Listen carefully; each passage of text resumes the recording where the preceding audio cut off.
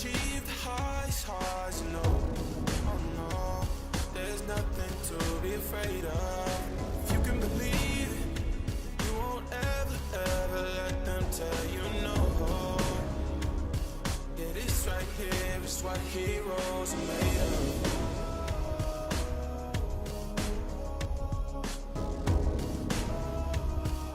This right here is what heroes are made of. This right here, yeah, this right here, yeah, this right here is what heroes are made of.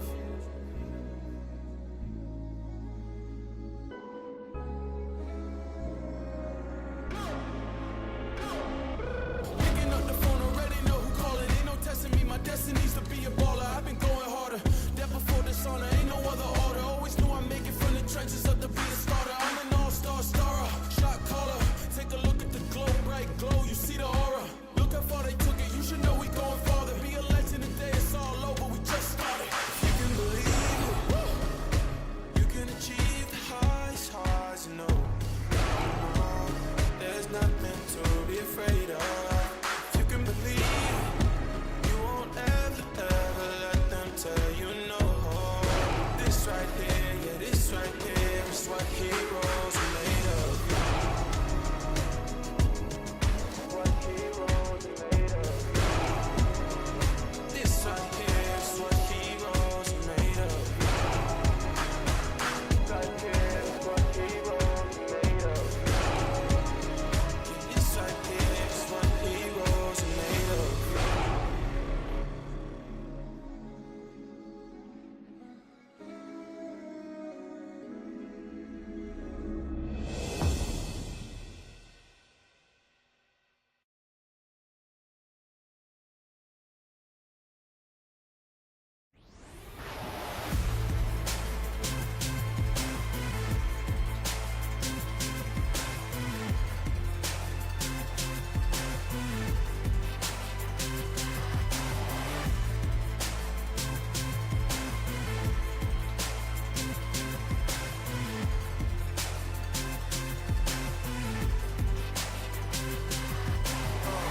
This is game over, you can feel the ground rumble. When I hit the ground running, you should move a lane over. Rain holder, we don't run on the same motor. I'm a chain smoker, you a lighter to a flamethrower. I come from an insane culture, living like a trained soldier, just to make it a day older. No closure, remain closer to the days when I could feel the hunger pains I knew I would take. I knew I would this, and I ain't going out till I take it. What I came to get, I was made for this, and I will never lose, I'm the greatest. Just face it, I was made for this, and I ain't going out till I take it.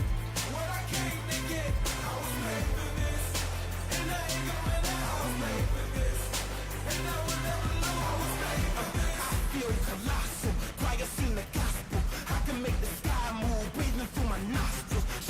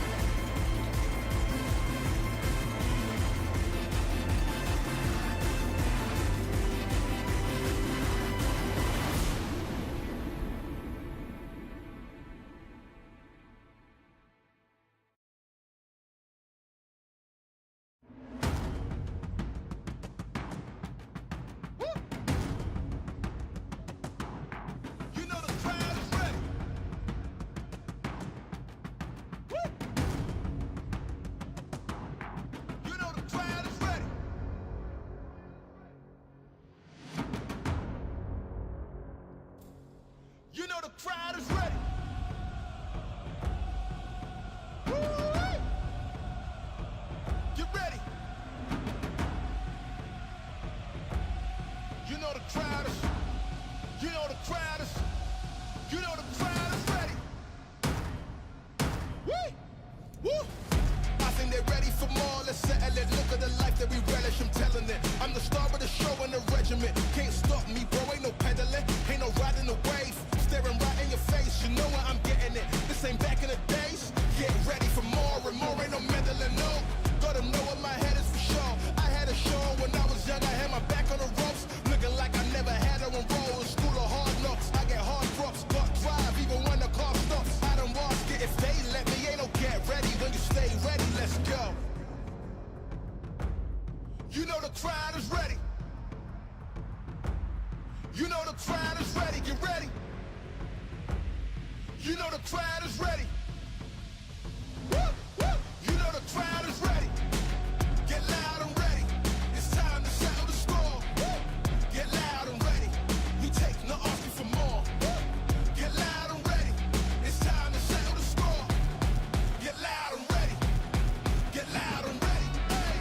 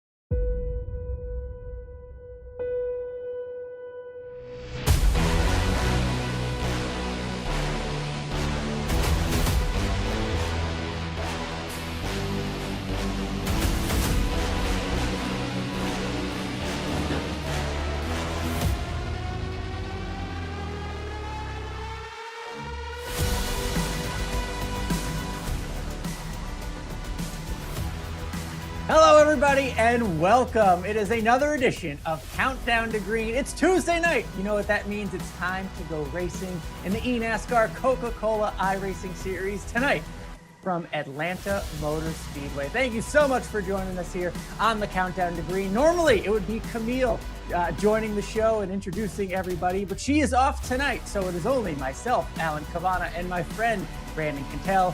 Brandon, you know what that means. We have to pull our weight tonight. We have to run the show. How you feeling? Hey, it's Atlanta. Anything can happen, buddy. So I'm excited.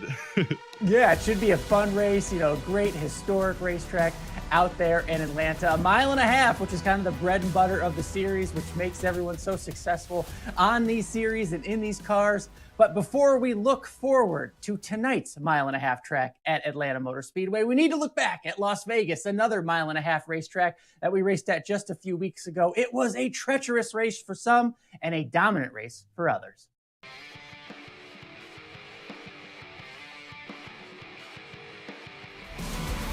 Chevrolet of Nick Ottinger, and we say let's go racing in Vegas.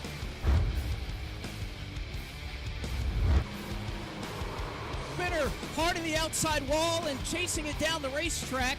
A couple more will get involved. It's Dylan Duval who saves it, but you can see the 24 machine of Cody Byus there in the back of the field. Spinner off it into turn number 1. It looked like it might have been one of the Williams cars, and it's Donovan Strauss upside down and in the air. We have trouble in the back of the pack. One car to the outside wall. I believe it is the 88 of Briar LaPrade. Oh, trouble. Mitchell DeYoung hard into the outside wall. Single car spin. Big stack up here, and one car to the outside wall. It is Keegan Leahy. Dylan Alt, hard impact with the outside retaining wall. And we'll go under caution once again as they're not done yet piling in. Third straight season, he'll find a victory lane. Michael Conti wins at Las Vegas. It was a consequential race for some big names. What did you think of the racing out there, Brandon, in Las Vegas with the next-gen car? Some of those hits looked really, really tough. I'm glad that's virtual. Yeah, especially at those speeds. Yeah. But looking back, I mean, your takeaway, we saw a lot of cautions, but, you know, we saw a lot of names and success out there. What was your takeaway from Vegas? Well, I guess one of my biggest takeaways is I think we really have some of the old guys are resurfacing in the eNASCAR Coca-Cola series again. The veterans are back, guys. We talked about this last time out on Countdown to Green, that this next-gen car could be an opportunity for them, just with it being on the edge, to really show their skills again. And it did just that. We saw the top 5 at one time being occupied by former champions. All 5 of them: Ray Alfalo, Ryan Luza, Zach Novak, Michael Conti, and one more at that time. But we saw the old guys really resurfacing and showing what they have, and I'm so happy. It makes me think I can get back out there and race with them. So I'm glad to see them back out there. Yeah, hey, don't call him old, just call him experienced. Yeah. For me, it was one of the guys you mentioned, Michael Conti. It was just his domination during this race that really got me. He led 75 of 100 laps. Now, we know his resume. He's got wins, a championship. It's not surprising that he would win, but the fact that he dominated a race with so many cautions in a new car in such a competitive field, that tells me that puts the field on notice, because again, this was at a 1.5 mile racetrack, something we will see again tonight. We will see again throughout the season and in the playoffs. If he can do that at each 1.5 mile racetrack, he has just put the field on notice. So what a dominant performance. I wonder if he can back it up. We will see tonight. But look, with that dominant performance, we shouldn't be surprised that it is indeed Michael Conti on top of the point standings right now. Brandon, when you look at the point standings up and down, looking at playoffs already, what do you see?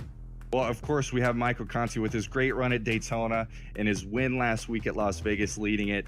One quick note I want to look at here. We have to go all the way back to 16th, Alan, with Parker Retzlaff showing the rookie class right now. So some of these guys are really kind of looking for their rookie teammates out there.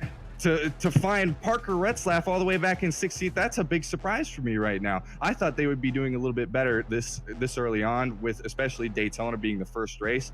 But hey, the veterans are here. We said it again.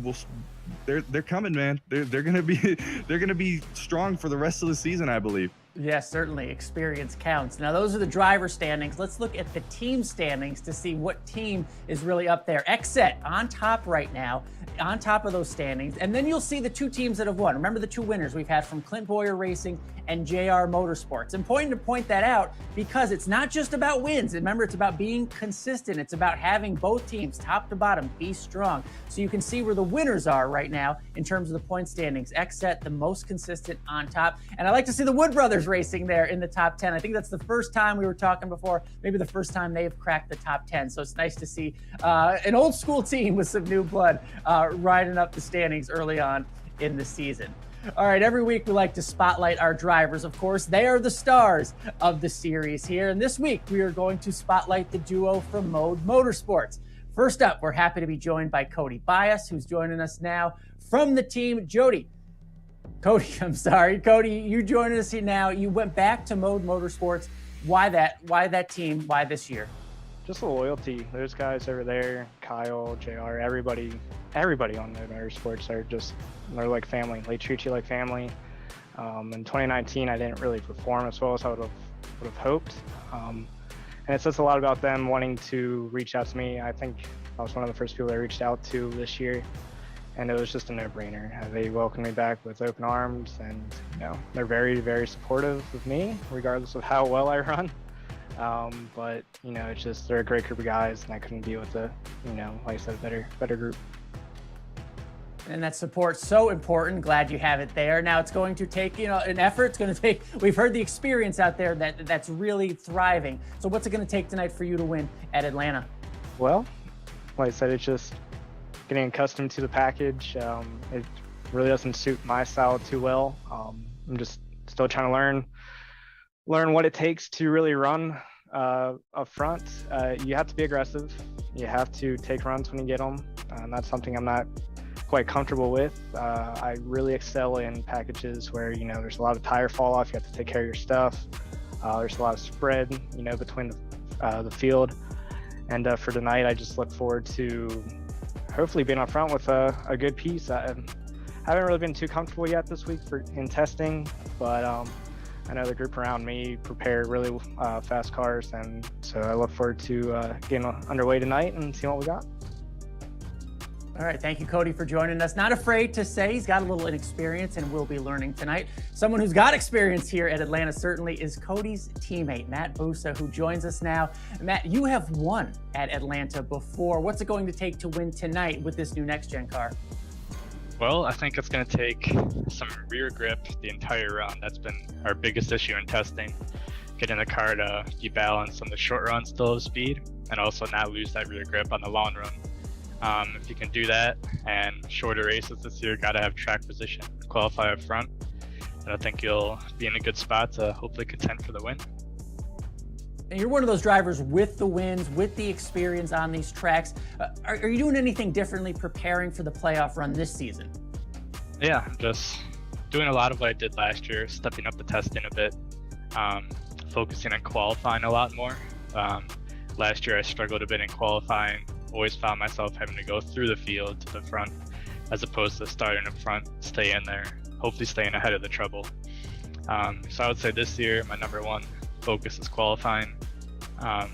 After that, just hopefully avoid some of the wrecks. Hasn't really gone my way the first couple of races with the wrecks, but who knows. Get the bad races out of the way early, be ready to go for wins the rest of the season. Cody Byus is your teammate once again. We just heard from him. He's talking about a little bit about his inexperience. So how's it going having him back? It's been really good. Me and Cody actually were teammates way back, I believe 2011, maybe even 2010. He was on the very first team that I ever joined before I went and worked with Nick Ottinger. So it's been nice to hear his voice again. Haven't heard it in a long, long time.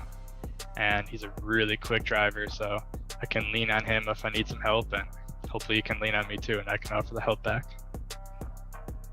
And you can't, it was great to hear from Cody and Matt, but good drivers, of course, but you can't have a good team without a good owner. So now let's go to the co-owner of Mode Motorsports, big racing fan, but you may also know him if you are an NFL fan. The co-owner of Mode Motorsports, Kyle Long, joins us now here on Countdown to Green. So cool to have Kyle here. Kyle, let's first start off Mode Media House. What is that? Okay, so Mode Media House, it goes back to really when I got into gaming. It was H1Z1 was the big first-person shooter that everybody was playing, or third-person shooter, I guess it was, battle royale format, which we've all come to know and love with Warzone and Fortnite. Well, PUBG did it, and H1Z did it before, and yeah, I was gaming in that.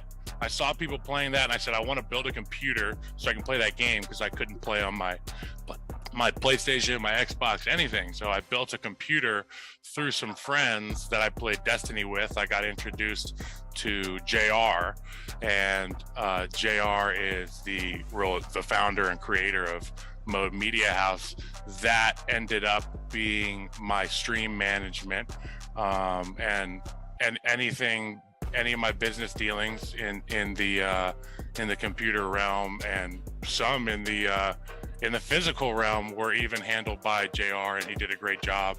Now he's full bore, got this thing rolling well, and now with the Mode Motorsports, he's got his hands full. And he's got his hands in a few other things outside of racing. So it's fun to be a part of that. Mode Media House was really just the umbrella that covered anything from if I needed mods in chat, if I needed somebody to help me with my, this doesn't feel right on my wheel, or my brakes aren't right. What do I do here? This came unplugged, my monitor. For somebody who's not well versed in computers, as you know, it can be a nightmare. And even when you are well versed in computers, it can be a nightmare, but it's good to have somebody on your side. So that's what JR and his team at Mode Media House was for me as a streamer, and now as a racer, or a wannabe racer, bottom split. That's really my nickname. They help me out a lot. JR helps me out. Glenn Rockefeller Jr., Brian Frick, all guys who are Road to Pro guys, highly rated iRacers, and then obviously the guys we've had in the seats for the Mode cars. That's a heck of a journey. It's certainly cool to have you here in this series. You also have an eye for talent. Why did you get on and back Cody Byus and Matt? Why are they on your team? Well, obviously Bussa, I'm going to keep it real short and sweet, 5th in points. And I think he shows out every week. He has an opportunity to be up there. They both qualify well.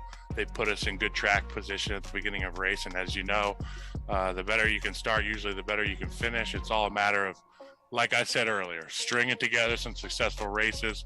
We don't necessarily need to do anything flashy, but I think we have the utmost of confidence in these drivers to get the job done. Obviously, they put in the practice, they put in the time. I wouldn't want ownership bothering me as a football player, and I know that they appreciate me kind of having a hands-off approach. And I know that JR works with them on the marketing side of it. I'm sure they're doing photo shoots and stuff today in the sim. As you know, it's quite a process. It's an awesome thing that you guys put on, and I love it. I'm a huge fan of Evan. Have been for years now, I can say that. And every time I work with him, it's always a pleasure. So make sure you send my warmest regards to Mr. Pasoko. I'll make sure you do that. I know you're busy trying to win Super Bowls, but how often do you yourself get to jump on iRacing? I race every day. When I was in Kansas City this past season, I didn't have the opportunity to race. I got a Logitech wheel out there, and it was great. It was awesome, but I couldn't figure out how to tweak it the right way. My desk wasn't the right width. I couldn't hook it onto the desk. I didn't feel like getting the drill bit out, you know what I'm saying? So I played a lot of Warzone during the football season, but now that I'm back in Virginia, it is all racing all the time. I do every series from the Formula V cars. I'm going to be having my A-class road license here soon, so I'm looking forward to what that opens up. I've purchased some of the cars, and I've gotten some seat time there. I really like the Ferrari 488. Is a lot of fun. And right now we're doing the 992, I think. Recently, it's been a lot of fun to race that. I struggle in the Porsche. but they're fun to drive. So I do everything. Right now, behind me, I have the Cup car at Sonoma, and I'm going to run some laps. So. All right, we know you got the racing bug. So what would it mean as a team owner to win the team championship? Well, I think that having the championship would really be the cherry on top for what JR set out to do as team owner, team president, team everything. We wanted to have a winning car. We wanted to have 2 winning cars. We wanted to have a season in which we had multiple wins. We wanted to have a season in which there was a playoff win. We wanted to have a championship, whether it be driver or team. And whatever comes first, we'll take it as it comes. We're happy to be in the series. We're very grateful that iRacing and all you folks have allowed us back into the series. Coke is very, very awesome to have. And we're happy to be here. Hopefully we can get this thing rolling even further and keep ratcheting it up. We have a lot of confidence in our drivers, and I think we're moving this thing in the right direction. Good stuff. Great to hear from Kyle Long. Again, he's trying to win Super Bowls, and he's joining us here on Countdown to Green. So that's really cool. Just great to hear from drivers and owners in general. And we'll bring Brandon back in because it's important to point out the journey that these drivers are able to take to go road to pro and become one of these pro drivers in the series. Brandon, you've been a part of it. What should people know about it? Yeah, hey, quick little note about Kyle Long there. He sounds like a true spoken sim racer when he talks about trying to get those wheel settings just right. The eNASCAR qualifying series is where it all starts. We're open to all sim racers with a Class A oval license, 2.0 safety rating and higher. This is where you kind of jump in. You have to try to make it into the contender series because they only take that top 70 there at the end of the season. And then they have to have the top 20 of that makes it into the Coca-Cola series, which that is, I can tell you, I tried to do that last year myself. Not very easy. I fell just short, 1 spot out. And over again, these drivers will have the same issue of being 1 spot short or so-and-so. But the trucks are the big main factor here because that's where it all starts. These guys will race their heart out. I tell you, they're hard out trying to make it into the series time and time again. They'll just fall short or they'll make it in. But we're going to hop back. Sorry. Yeah. No, I mean, you've been through it. So it's so cool to hear your journey, especially with the truck series you're seeing. Those are the new scans. Those are the latest trucks you can get on there and race.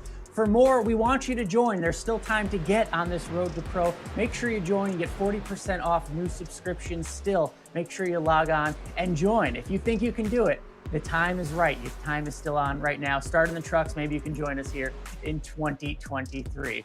Good stuff there because there is a way to join the series. And the biggest, again, the most important part of the series are the drivers. So let's spotlight some more drivers because the drivers of RFK Racing, Roush Fenway Keselowski Racing, they both happen to be pros here in the Coke Series and in the real world. First up, happy to say we are joined by Caden Honeycutt, who will race tonight. But Caden, we heard you race in the real world. Where are you racing? Actually, yeah, we just raced yesterday in the Old North State Nationals in the Car Sure Late Model Stock Series. I raced for Nelson Motorsports in the number 12 Autos by Nelson Chevrolet.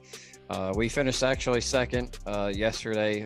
We led the most laps, but unfortunately got some strategy bit us right there at the end of the race. But we had a really good car yesterday, but I race in the Car Sure in the Late Model Stock Division full-time for Nelson Motorsports. We race in North Carolina, South Carolina area, as well as Virginia. We race in the Triple Crown at Martinsville, South Boston, and Langley Speedway. There's 15 different racetracks that we're going to go to this year in the Cars Tour. It's probably the most competitive short track racing in late models that there probably will ever be in the East Coast where North Carolina is at. Most recognition for sure. That's probably why I want to be there and represent a series that's so well known. It's just an awesome series, an awesome way for me to experience and learn how to race, and also be able to win at is just an astronomical, cool, and awesome experience to have. So that's mostly why I'm in the Cars Tour, and hopefully we move on, hopefully to trucks next year. That's my plan for a part-time schedule. That is so cool to see you out there racing in the real world. I know you wanted that win, but you have another opportunity tonight. What is it going to take to get the win in Atlanta? Well, I think there's going to be a lot of things that are going to have to play out. From what we're working on the car and what we've done to get to this point today, it's going to be really track position worthy. Dirty air is going to kill most of the momentum in these cars. There's going to be a 2-lane racetrack, I feel like. Maybe not so much 3 and 4, but I do feel like 1 and 2 is going to be able to move around and go wherever you want. Depends on how the car feels. So we'll just see how we are tonight, and I feel like we'll have a really good car. So we'll just have to qualify good, not be in the back this time, and hopefully not get caught up in the first couple lap wrecks that we have been the last 2 weeks. Caden Honeycutt, thanks for joining us, making moves in all sorts of racing, and so is his teammate, Parker Retzlaff, who's joining us now. I mean, what a duo to have over at RFK. Now, Parker, heard a little bit of a rumor. Perhaps you made your NASCAR Xfinity Series debut over the weekend in Phoenix. How was that, man? Yeah, it was my first Xfinity start this weekend, so there was a lot of nerves and pressure I felt like on myself. Everyone told me there was no pressure on me, but I put a lot of pressure on myself all weekend, and I didn't have the finish I wanted, but there was definitely it was a good weekend, lots of learning, and it was a really good weekend overall. Now, really, one of the stories of the weekend was your qualifying lap in that car of yours. You put out a fast lap early, and then you kind of had to wait. What was waiting like? Yeah, I mean, I didn't really know until it was all over, because when I finished my lap, we were second when I ran my lap, and I knew that I left a lot on the table, so I was really disappointed with my actual lap. I mean, it was the first time I've ever been there in an Xfinity car or to Phoenix, so I didn't really have high expectations for myself, and I've never been that good at qualifying in real life, so I didn't know what to expect, but it was a lot better than I expected. You're great in both worlds, both iRacing and obviously out there in the real world. Can you mix the two? Does iRacing, do you practice on there? Does that help you at all in the Xfinity car? Yeah, I did use iRacing. I spend so much time on iRacing every week when I'm not busy doing stuff for real life. So I did do laps before I left. I made sure, because I've never been there before and anything before I got there, and had 20 minutes of practice. So I definitely used iRacing for everything I could before I got there. All right, I've been asking every driver we talked to tonight. You want to get the victory tonight in Atlanta. What's it going to take to get that win? I'm just doing as much practice as I can after I just been getting home and not been doing as many laps as I probably should do every week normally when I'm home and I'm not busy, but I'm doing as much practice as I can, and I'm just going to do everything I can to put myself in a good position. And it's been great to hear from all these drivers tonight. It sounds like it's going to be something difficult. Talent will have to rise to get that victory tonight in Atlanta. But now let's switch over and have a little fun. Brandon, I'll call you back in here because it is time for our favorite moment of the show. Again, Camille can't be here tonight. This is also her favorite moment of the show, so kind of sad not to have her, because it is time for Twitter Rigs, brought to you by Logitech. We're going to check out some of the best ones. This first one here, Brandon, this looks nice. Look at that wraparound screen. That's pretty. This needs a really big graphics card. I can tell you that right now. This is really, really nice. We got the triple monitors here, the button box. This guy's doing it right. All right, good stuff there. Yeah, lots of stuff there. All right, little change it up. Different monitor here for Eric, but you know what he lacks in monitors? He has a roll cage for a race car and a little fan down there. Look at that. Yeah, this is safety 101 for iRacing here. That was good. But check out this rig with all the different steering wheels, the goggles and everything. A little bit of everything. I really like this. Plus the seat belts. This person just screams Class A driver. He's got the blue everywhere. Oh yeah, that's a pretty one there. All right, this one a little more simple. Maybe needs some paint on the walls there, but hey, if it gets the job done, that's a nice steering wheel. Yeah, some paint, maybe some cord management. He's got his AirPods charging there, so he's got the priorities set. Oh, I like it. All right, one more here for the Twitter Rigs. I like this. This is sleek. This is the opposite of what we just saw. A lot of nice cord management. Good stuff. I guess this one's custom built. This one's really like modern. I really like this. Yeah, modern look, very cool. Make sure you tweet us every week using hashtag eNASCAR. Tag both NASCAR and iRacing Twitter Rigs brought to you by Logitech. We love seeing what you're racing with because it shows us the passion you have for the sport. All right, let's get to it. We've told you who the drivers are, what they're all about. Brandon, this is the track. What do you know about it? The Atlanta Motor Speedway opened all the way back in 1960.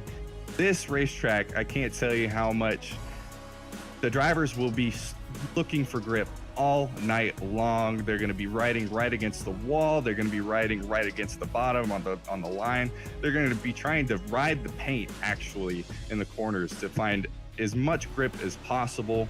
One quick note, restarts are very, very tough at the Atlanta Motor Speedway. If you restart in the outside lane, consider yourself gone because there is no grip on the outside line when you're restarting here because of the flat surface here on the front stretch. Another quick note here, when we're going down into turn 3 and 4, you're going to see guys maybe try to run the wall in this race. Not as much grip in 1 and 2. I really see them running closer to the wall in 1 and 2, but not as much in 3 and 4 tonight. Yeah, down on that paint line. They call that the Harvick line in the real world because he had so much success. Cup champion Kevin Harvick. All right. Well, we've heard from the drivers. We now know all about the track. It's time to bring in our friend Blake McCandless because we have a little competition going here throughout the year. As you can see the points down there, we try to pick winners. Camille in the lead right now, 55 points. I'm bringing up the rear with 30. Brandon, you're right in the middle there with 44. Blake, how you doing? You're helping us out today. You guys got to pick it up, you know? Oh, I know. Well, we brought you in because A, you're the expert, but also Camille can't be here, but you're going to unveil her pick for us. Let's go to Brandon, though, because, look, he's here. He showed up this week. Brandon, I'm playing. Brandon, who are you picking to win in Atlanta? Well, when I've made my first start here back in 2012, I went 213 miles per hour into turn 1, and I thought to myself, nobody is going to out-qualify me. And sure enough, 2 people did that day. It was Ray Alfala and Michael Conti who got the pole that day. And I'm going to say it, Michael Conti, he won last week. It's the low-hanging fruit. He's got the 1.5 mile stuff figured out. He wins tonight at Atlanta.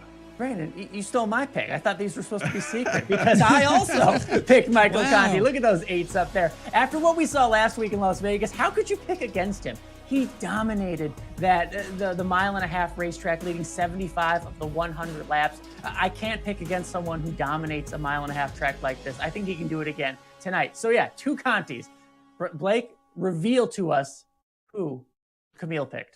All right, I'll get to it. And now, of course, Camille is going with this driver. She was telling me before the race, not only was this driver very strong last week, he was very strong here last year. And oh, by the way, he's your pole sitter tonight. Nick Ottinger is going to be Camille's pick. So I think she did a pretty good job. He's already sitting on pole tonight. So I think Camille, she's got a little bit of a points lead. And I don't know, she may be looking to build it even more tonight. Yeah, 3 poles in a row for Nick Ottinger. And sorry, Nick, I wish you limited success tonight because I'm in a big hole.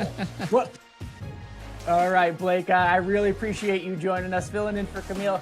Glad we'll have her back at the next race, maybe with less of a points lead than she has now, Brandon, because we really have to catch up here. Yeah, we really have to do our best here, Alan. All right, looking forward to having her back, but I think we pulled it off. Countdown to Green is ending, but Brandon, it was great to have you on. Great to be here with you. I think we're about to see a good race. Now, Blake will be back, and our friend Evan Pasacco, they will join us and take us to the green flag. This has been the Countdown to Green eNASCAR Coca-Cola iRacing Series. We appreciate you joining us. Enjoy tonight's race. We've learned to savor the moments that were always there. And they never tasted this good.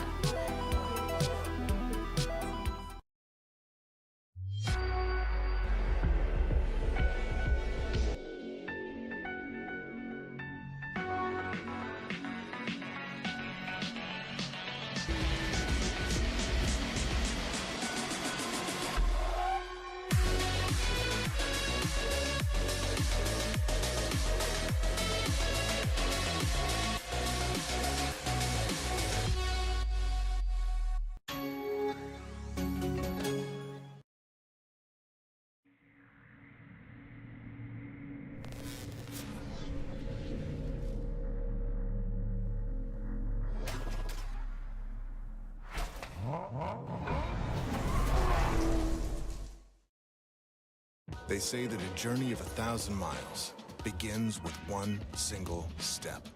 But maybe it begins with one single start. Turn, bump, grind, pit, pass, win, That's crazy what happens on the last lap here. and celebration. In NASCAR, that journey starts here. I am the NASCAR Camping World Truck Series. I am NASCAR. This is your chance to get behind the wheel. The opportunity to race just like the pros. From the grassroots levels, where we all got our start, to the most popular race cars on the planet. From the fairgrounds of Nashville to the high banks of Daytona, to tracks that will never be forgotten. Realistic driving, intense competition, all from the comfort of your own home. This is the ultimate motorsports simulation. This is iRacing.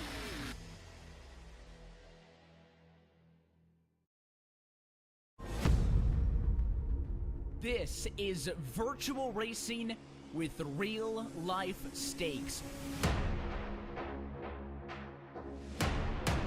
My expectation of making the championship for it. Ray Alfala, it's for sure a threat to the competition. My number one goal is to get back in victory lane. I'm gonna just go out there and control what I can control.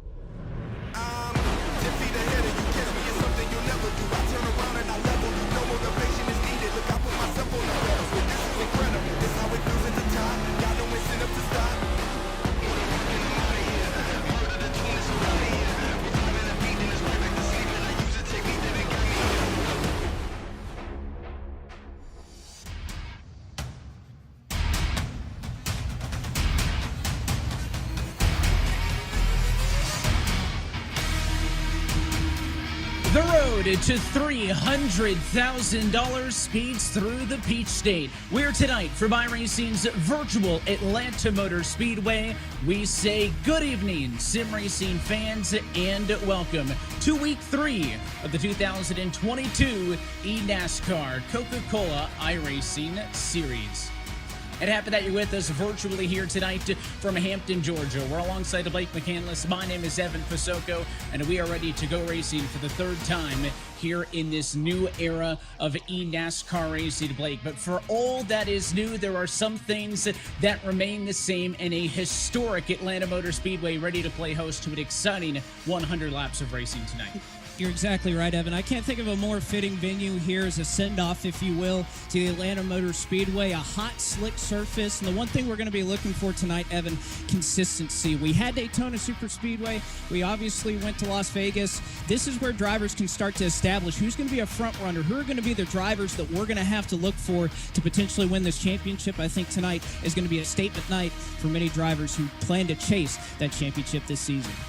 And it's all going to get underway in just a few moments. So let's go down trackside to tonight's Grand Marshal. It is Lieutenant Colonel Dan Rooney, the CEO and founder of Folds of Honor, for the most famous words in motorsports. Hey, it's Colonel Dan from the Folds of Honor. Hard to believe it's been 8 years, 35,000 scholarships totaling $160 million of life-changing education, partly as a result of the Folds of Honor Quick Trip 500. What an amazing journey we have been on. If you're a military family who've had someone killed or disabled defending this great nation, Folds of Honor is here for you. Visit our website. Our scholarship season is open. And if you're a God-fearing American like me, visit our website, Folds of Honor. Join our squadron to support these heroic military families with the gift of an education. Now to my favorite part.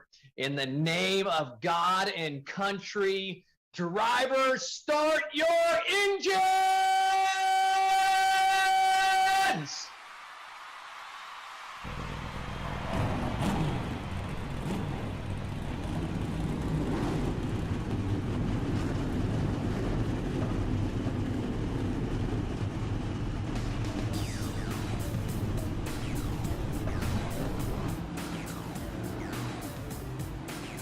And as we roll, we take a look at our Coca-Cola starting grid, and you heard it on Countdown to Green for a third straight week. Nick Ottinger is on pole this afternoon. He will be alongside the Motorsports number 75 of Matt Bussa in second position. Bobby Zelensky, Dylan Duvall will wake up row number 2. They're going to be alongside Keegan Leahy and Steven Wilson on row 3. Graham Bolin starts 7th tonight with Vicente Salas at 8th, and 9th and 10th, row 5, Mitchell DeYoung and Cody Byus. It'll be Garrett Lowe rolling on from 11th. 12th, we'll go to Derek Bordeaux looking to rebound after last week's heartbreaker. Michael Conti, couple of picks there at the pre-race show to him. He starts 13th. Alan Bowes in 14th. Ryan Luza in 15th. Logan Clampin will start 16th. 17th to Donovan Strauss. Femi Olot, our Daytona winner, will start in 18th. Parker Retzlaff, who made his NASCAR Xfinity Series debut this weekend, rolls off 19th. Blake Reynolds starts 20th. They're all going to be headed to the midfield where Blade Witt and Colin About It will find themselves at row 11. Casey Kermit and Michael Guest on row 12. Continuing on through, Garrett Baines and Brian Mercurio on row number 13, with Caden Honeycutt and Taylor Hurst 27th and 28th. We'll then find Brian LaPrade and Jimmy Mullis back through P30. And now an interesting thing we'll have to watch, Evan. Many drivers back here did not elect to take a qualifying time. Liam Brotherton, Zach Novak, the last two to do it. They'll start 31st and 32nd. But you look further back, Ray Alfala, Dylan Alt, Colin Keister. You're talking about big names back here that did not post a time in qualifying. Corey Vincent, Nick Shelton, Derek Justice, and Malik Ray back here. And, of course, we are missing Kyle Peddle tonight, who is serving time in the penalty box tonight. So we'll have 39 cars rolling for this race. And they look to all be on the grid, ready to go racing tonight, as mentioned, for round number 3 of this 2022 season. This racetrack, no stranger here in eNASCAR Coca-Cola iRacing Series competition. Active drivers Ray Alfala, Matt Bussa, and Logan Clampin have all found a victory lane here this season of, I should say, in seasons past here at Atlanta, and are looking to get a second one this year. But Matt Bussa is on the outside of the front row, and our James Pike is on the radio with him. I am indeed with Motorsports Matt Bussa out of Darien, Illinois. We heard from his boss, Kyle Long, in pre-race. Let's hear from one of his drivers before we go green. Matt, what is it going to take to be successful tonight at this Atlanta Motor Speedway? I think tonight is going to be all about tire conservation, having enough on the long run. Got to have rear grip. I know in testing for me personally, I'm pretty loose after about 30, 35 laps. So we'll see how it works here. I got some clean air to start. Hopefully we can keep that and gets me the grip I need to get to the win. We know about tire conservation here. What are your thoughts on fuel strategy, and how do you think that side of things will play out tonight? Haven't put a lot of thought into it with the shorter race here, but if it goes green, I would expect almost everybody to pit right around halfway. Otherwise, I think fuel range is about 67, 68 laps. So if we get a caution around lap 30 or so, then expect to see some fuel saving. It's Matt Bussa, best qualifying effort of the season so far. He'll look to go one spot better at the end of the night. Well, he's got a good starting spot for sure. His time of a 30.413, of course, second best of the bowl. And let's talk through this with Blake with a look at a Race race analysis. Well, let's take a look at it here. 100 laps again. Very quick race here at the Atlanta Motor Speedway.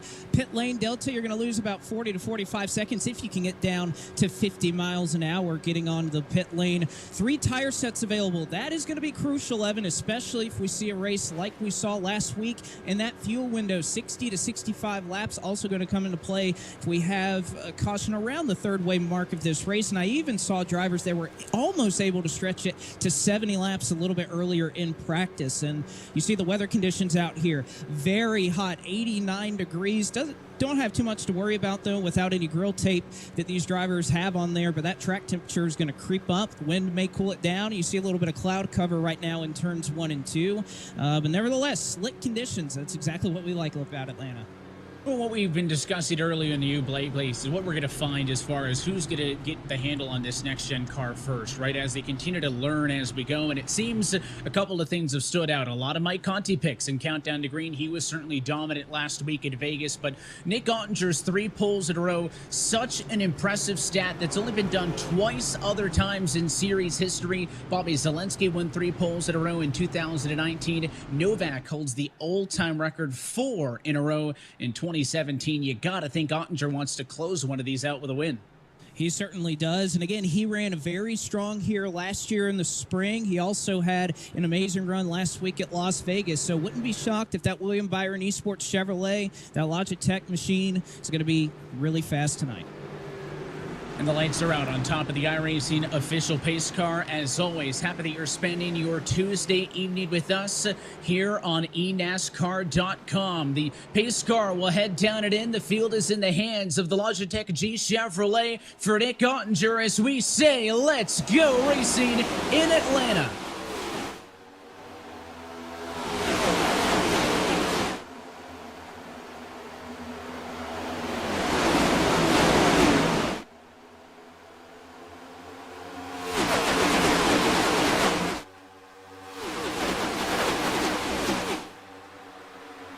Three wide back in the traffic with the pole sitter's teammate. That was Logan Clampett way up on the outside fence, but the race leaders trying to keep it nice. Almost 3 wide now, tail end of the top 10. But lap number 1 does go to Ottinger. Zelensky, a quick pickup. He used the bottom to get around the 75 of Bussa, and there is some 3 wide action. Keegan Leahy's on the very inside of it all, and squeezed dead center. Graham Bolin, look out! His Charlotte Phoenix Toyota dives to the outside to find a spot in line.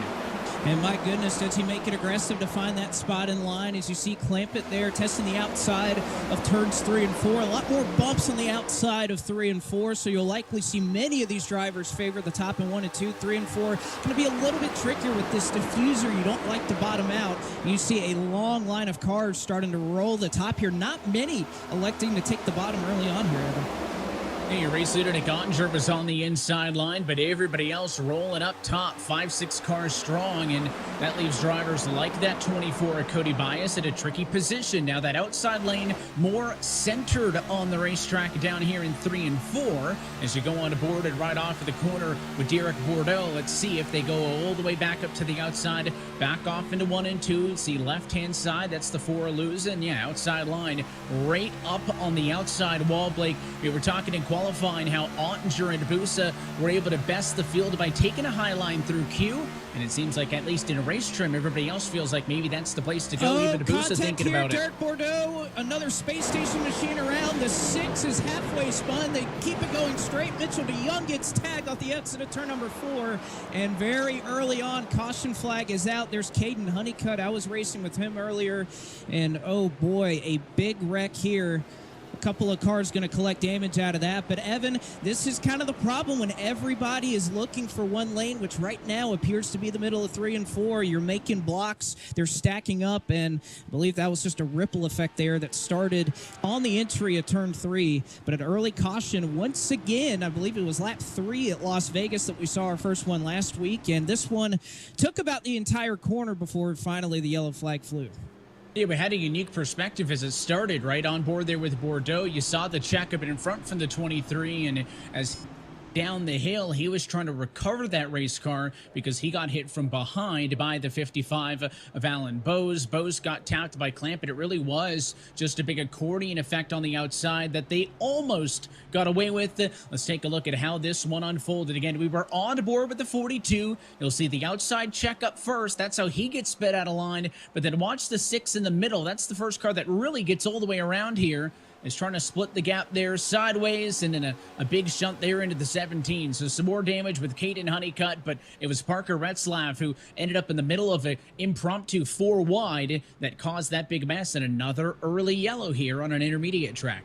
Well, and Evan, I think this is 3 straight weeks that we have had teammates collect each other, and unfortunately it was RFK Racing who got wrapped up in this one. Both Parker Retzlaff, who we mentioned earlier was doing a little bit of racing out in Phoenix this past weekend, chased it down the racetrack, was trying to save it, and came down into his teammate, Caden Honeycutt, of which we'll get an onboard here of that. Caden Honeycutt finished second in his Cars Tour opening race of the season, so a solid job there for Caden Honeycutt. But you see all this stacking up. These drivers look like they're going to save it, and I would say Honeycutt's in a safe place on the bottom of the track, but just cannot anticipate right there.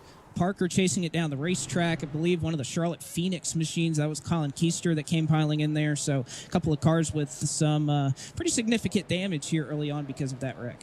In a tough break for the RFK duo, that is one of two teams in the series in which their entire driver lineup made of Coke Series rookies. Both Retzlaff and Honeycutt making their debut seasons here in 2022. The other team, Latart Esports, has a pair of rookies in Brian Beccario and Dylan Alt. So not the way that RFK wanted this evening to start.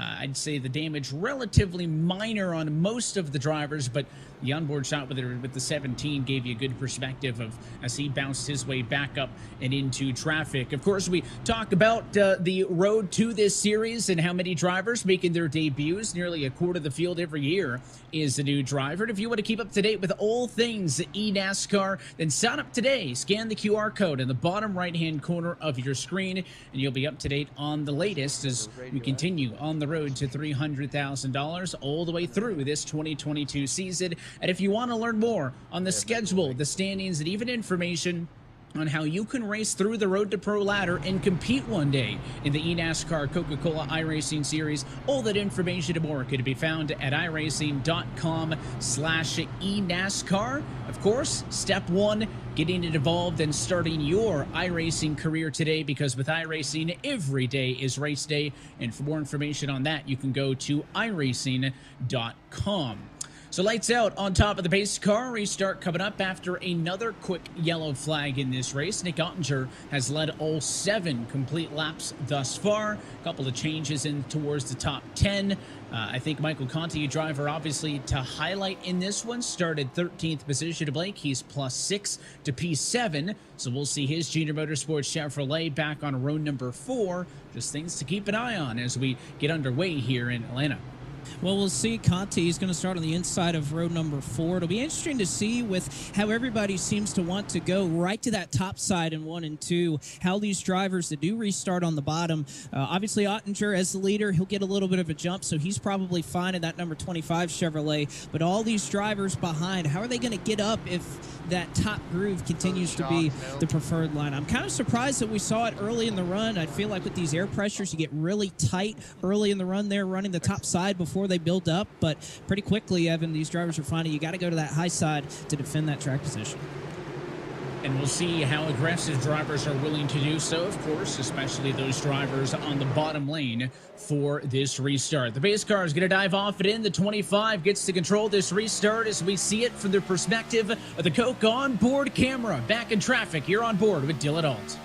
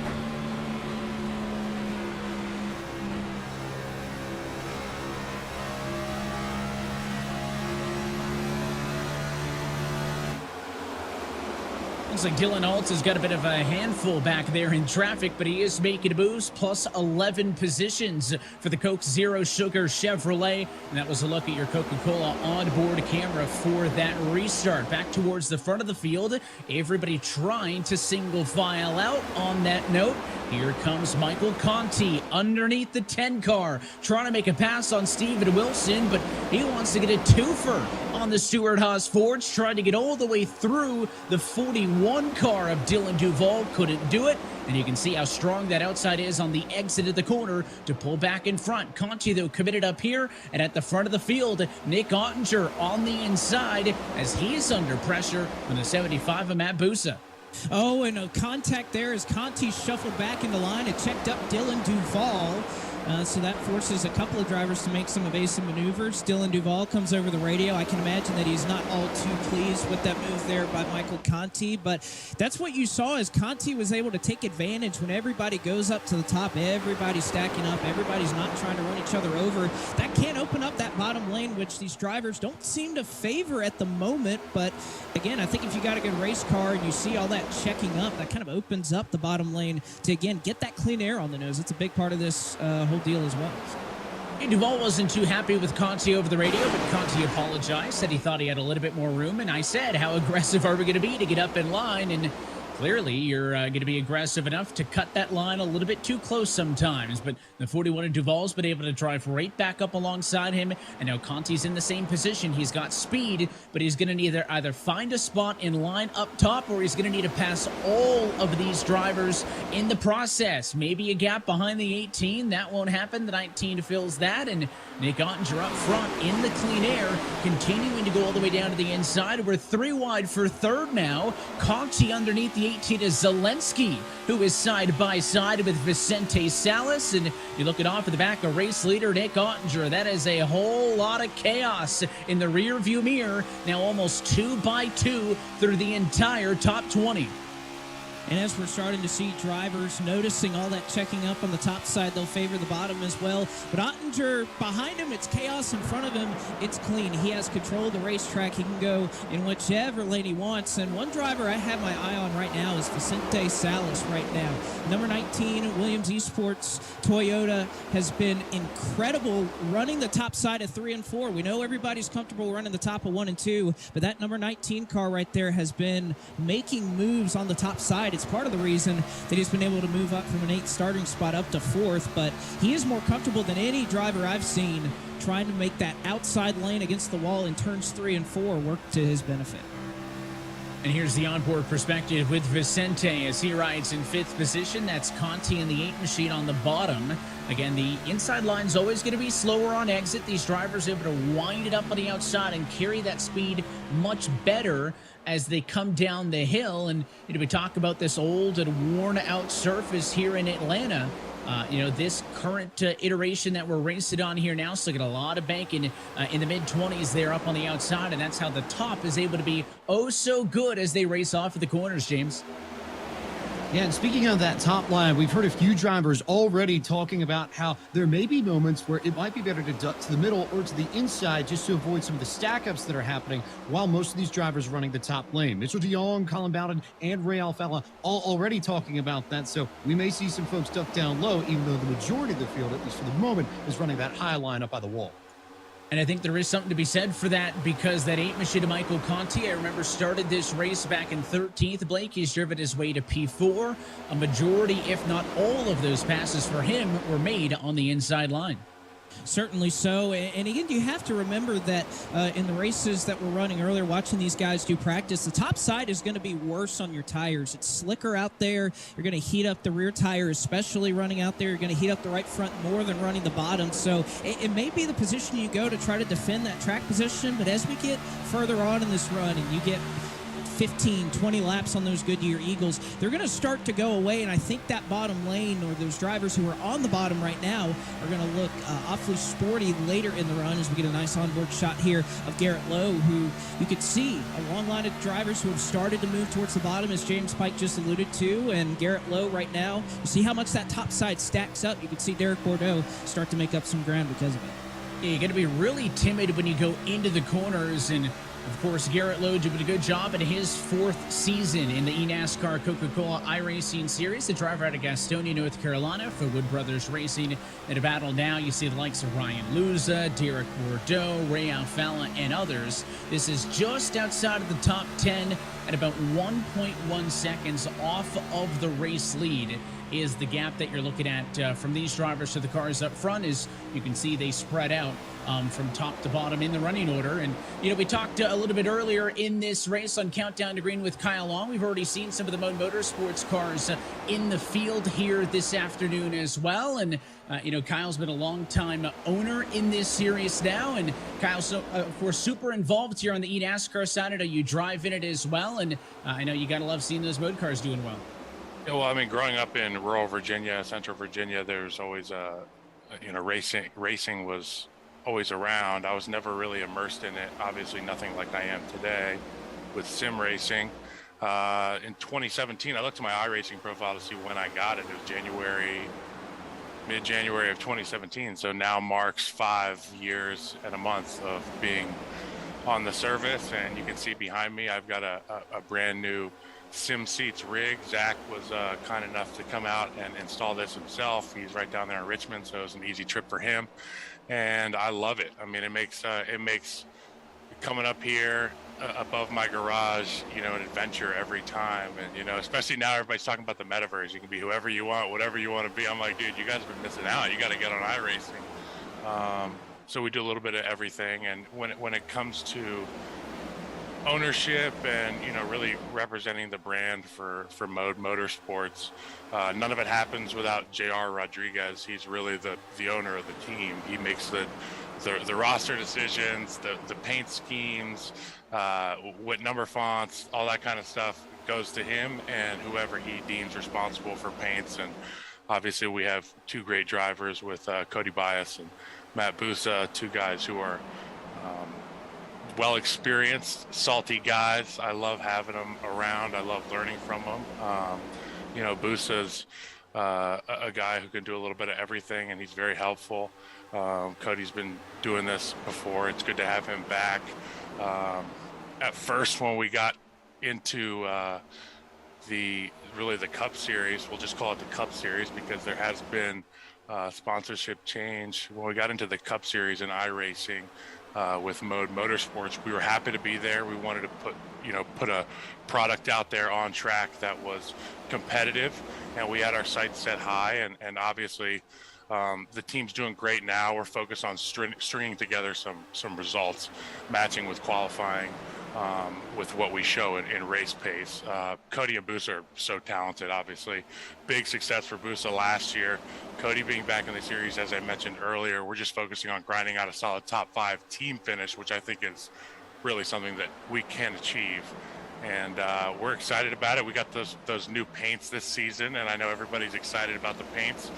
And yeah, man, I mean, what else is there that you want to know? I mean, I'm so excited about iRacing and being involved. So it's been a great experience, and the community has been getting me up to speed. 5 years in, there's still so much to learn, and everybody's very helpful. I know Bussa's got the speed tonight, at least, Kyle, and if they're anywhere near as quick on the track as they look with those paint schemes, I know it's going to be good for you guys. Thanks for giving us time all night tonight, and best of luck for the season. Thank you very much. Talk to you guys soon.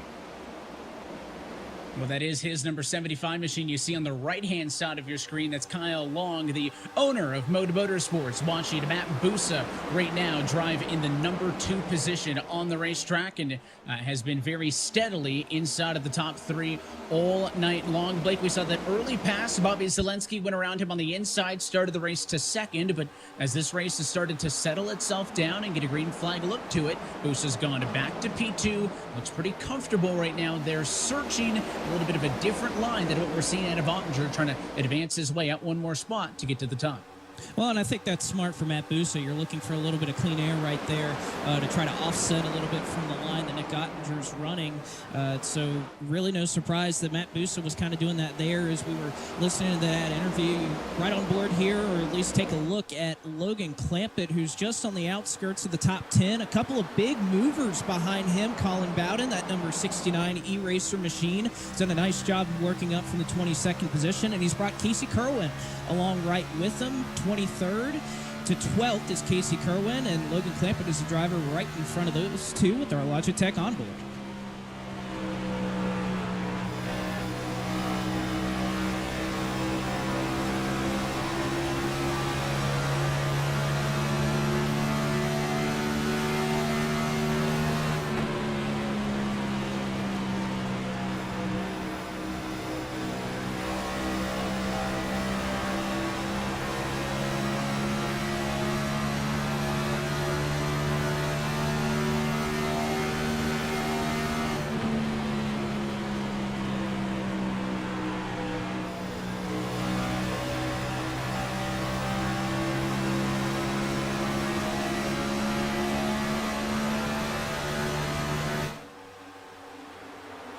Logan Clampett continues his march through the field, your 2021 race winner here at Atlanta with a ways to go still. But as we pass 1/4 distance, it has been all Nick Ottinger so far. He has led all 31 laps so far for the virtual Atlanta Motor Speedway.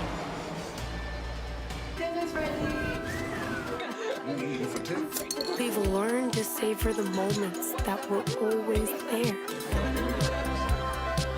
And they never tasted this good.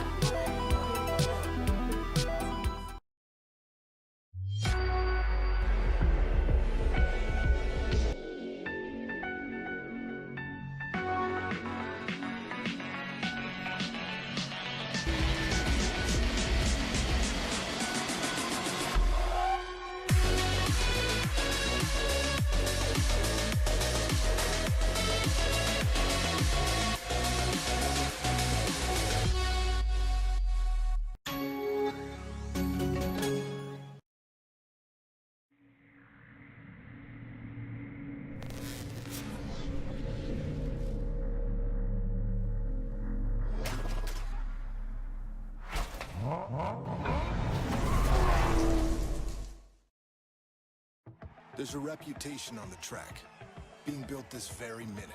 He's made his own history. One that embraces the crazy, Oh my goodness. the fast, and the unpredictable. It looks into the eye of the competition and screams, bring it.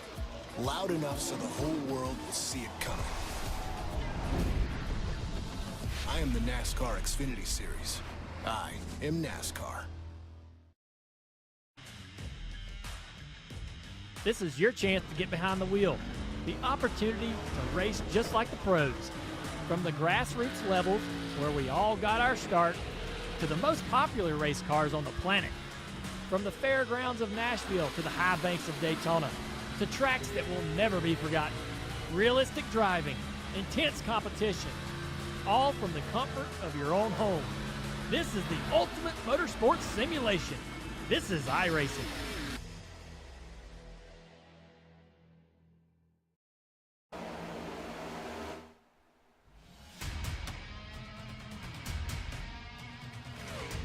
And back live at iRacing's virtual Atlanta Motor Speedway. Coverage of tonight's race is brought to you by Coca-Cola, the official fan refreshment of eNASCAR. By Asus, the official PC and monitor of eNASCAR. By Logitech G. Through design, engineering, and a love of driving games, Logitech G takes racing simulation to another level. Logitech G, the official wheel and pedal set of the eNASCAR Coca-Cola iRacing series. And by Playseat, the official racing chair of eNASCAR. We are almost halfway home here at the Atlanta Motor Speedway, and Nick Ottinger continues to lead up front. In the midfield, though, plenty of action going on, including the battle here on the cusp of the top 10. Brownsburg, Indiana's Michael Guest is up 12 positions right now, up to P12 total. Looking on the number 95 of Casey Kerwin in front of him, but everybody in this middle of the road area up on the outside line, with the exception of that 10 car up the road. Steven Wilson working hard in his Smithfield Ford Mustang to make the inside work and make some headway as we close in on the cross flags. Well, and we've seen that bottom start to work more as these tires wear out. Everybody's starting to get tight. Again, we mentioned those checkups. You're going to see Caden Honeycutt there in the 17, damage there in that earlier incident. He's now going to go 2 laps down. He is the only car that is not on the lead lap at the time being. But Wilson trying to look for that clean air, trying to make some headway. And again, Evan, one thing that is worth mentioning is that the pit window has opened. I'm not sure when drivers are going to want to come down. If you're in the midfield, do you try a super shortcut right here to try to make up some time? But that pit window is open, so that's something that I'm sure everyone on pit road is watching right now, when these teams are going to look to try and make up some ground on pit stops. And it's a bit of a risk, of course. We saw with the Racers Race Analysis, your pit delta time you're going to lose heading down to the pit lane total more than a lap here around AMS. So it is a concern. Do you pit early, risk going a lap down, getting stuck? Do you pit right in the middle? Or do you run it to the end of the fuel run, take a shorter stop towards the end where you don't need to fill it all the way up with fuel? These drivers have plenty of options. Of the 38 drivers who started this race, 37 of them are still on the lead lap. Only Caden Honeycutt is 2 laps down. Of course, he was involved in the early incident, and we've seen this guy a lot tonight. Casey Kerwin's number 95 machine, another one of those big movers, Blake, that you alluded to earlier. He is plus 13. He's behind Colin Bowden. There's a good look at Bowden's number 69 Chevy Camaro, who's also plus 13 spots. A lot of guys who started in the midfield have been able to work through traffic here in the opening half. He has, and no surprise to see Casey Kerwin, who's just been a consistent presence in this series for a very long time, has been doing a great job early so far, finished in the top 5 last week at Las Vegas. And Colin Bowden, somebody that really came on strong late in the going at Las Vegas, ended up with a top 10, was wrapped up in that early incident with Ray Alfala and Briar LaPrade back at Daytona, but Colin Bowden doing Parker Kligerman and Landon Castle proud. And of course, I think this is becoming a race tradition, Evan, that we have to appreciate the mullet on this man. I think he's got some hoops on as well in the background. So Colin, yeah, he definitely wins the best flow for sure in the series, and it's ripping through the air right now at 168 virtual miles per hour off of turn number 2. And talking about pit strategy, a lot of driver chatter now over the radios indicates that drivers may be pitting now, even though we're only 43 laps in. Nick Ottinger in the race lead, not interested. Nobody from the top 10 yet, but looks like cars in the midfield think it's time to make a play for strategy. So several drivers in towards the rear. Maines, Alt, Witt, Mercurio, the first group of 4. And again, we've noted with these cars that they can be somewhat difficult to try to get slowed down at these low-end speeds, so you want to make sure you don't make a mistake onto pit road. But how these drivers will shake out, and will this start to bring everybody else down? We know in real life that's what will happen. What's going on, James? Got a lot of drivers that are saying they're going to try and come in within the next 10 laps or so. A lot of drivers talking about how they either can't do anything because they're stuck in the draft behind everybody else, or they're loose and they're a little free in a few places. So we'll see if anybody tries to make some adjustments to make their way towards the front. The drivers wanting to pit to get away from the group kind of sounds like a plate race. You pit to separate yourself, get with your own group of race cars, and again, certainly a gamble because everybody who just pitted, including that 2 machine, you're looking at leaving the pit road now, Liam Brotherton, Taylor Hurst, Zach Novak also came down pit road last lap. They are going to lose the lead lap while they complete this pit service. Of course, if everything plays out, they're on fresh rubber sooner. Things should turn in their favor maybe a little bit, but it is to some extent a gamble until a majority of the field, Blake, joins in on that consensus and also decides to join them on pit road. Well, that's going to be the case, and I'm not shocked that we see some drivers, like James brought up, that are kind of mired back in traffic, hard to make moves here at this racetrack. I'm not surprised that those are the first ones you're seeing come to pit road, because at the end of the day, what do they have to lose? They can't make it on speed. We've seen fast cars be able to cut through the field. Drivers like Michael Conti, like Casey Kerwin, who have really fast race cars, are able to make it work. But if you just don't quite have that speed, why not try a little bit of pit road strategy? Because every lap that they run right now, that first group that came in that included Brian Mercurio and a couple of others, they're making up well over a second per lap. So when these drivers do elect to come down pit road, they're going to be well in the lead. So I don't mind the gamble, especially if you were mired back in traffic.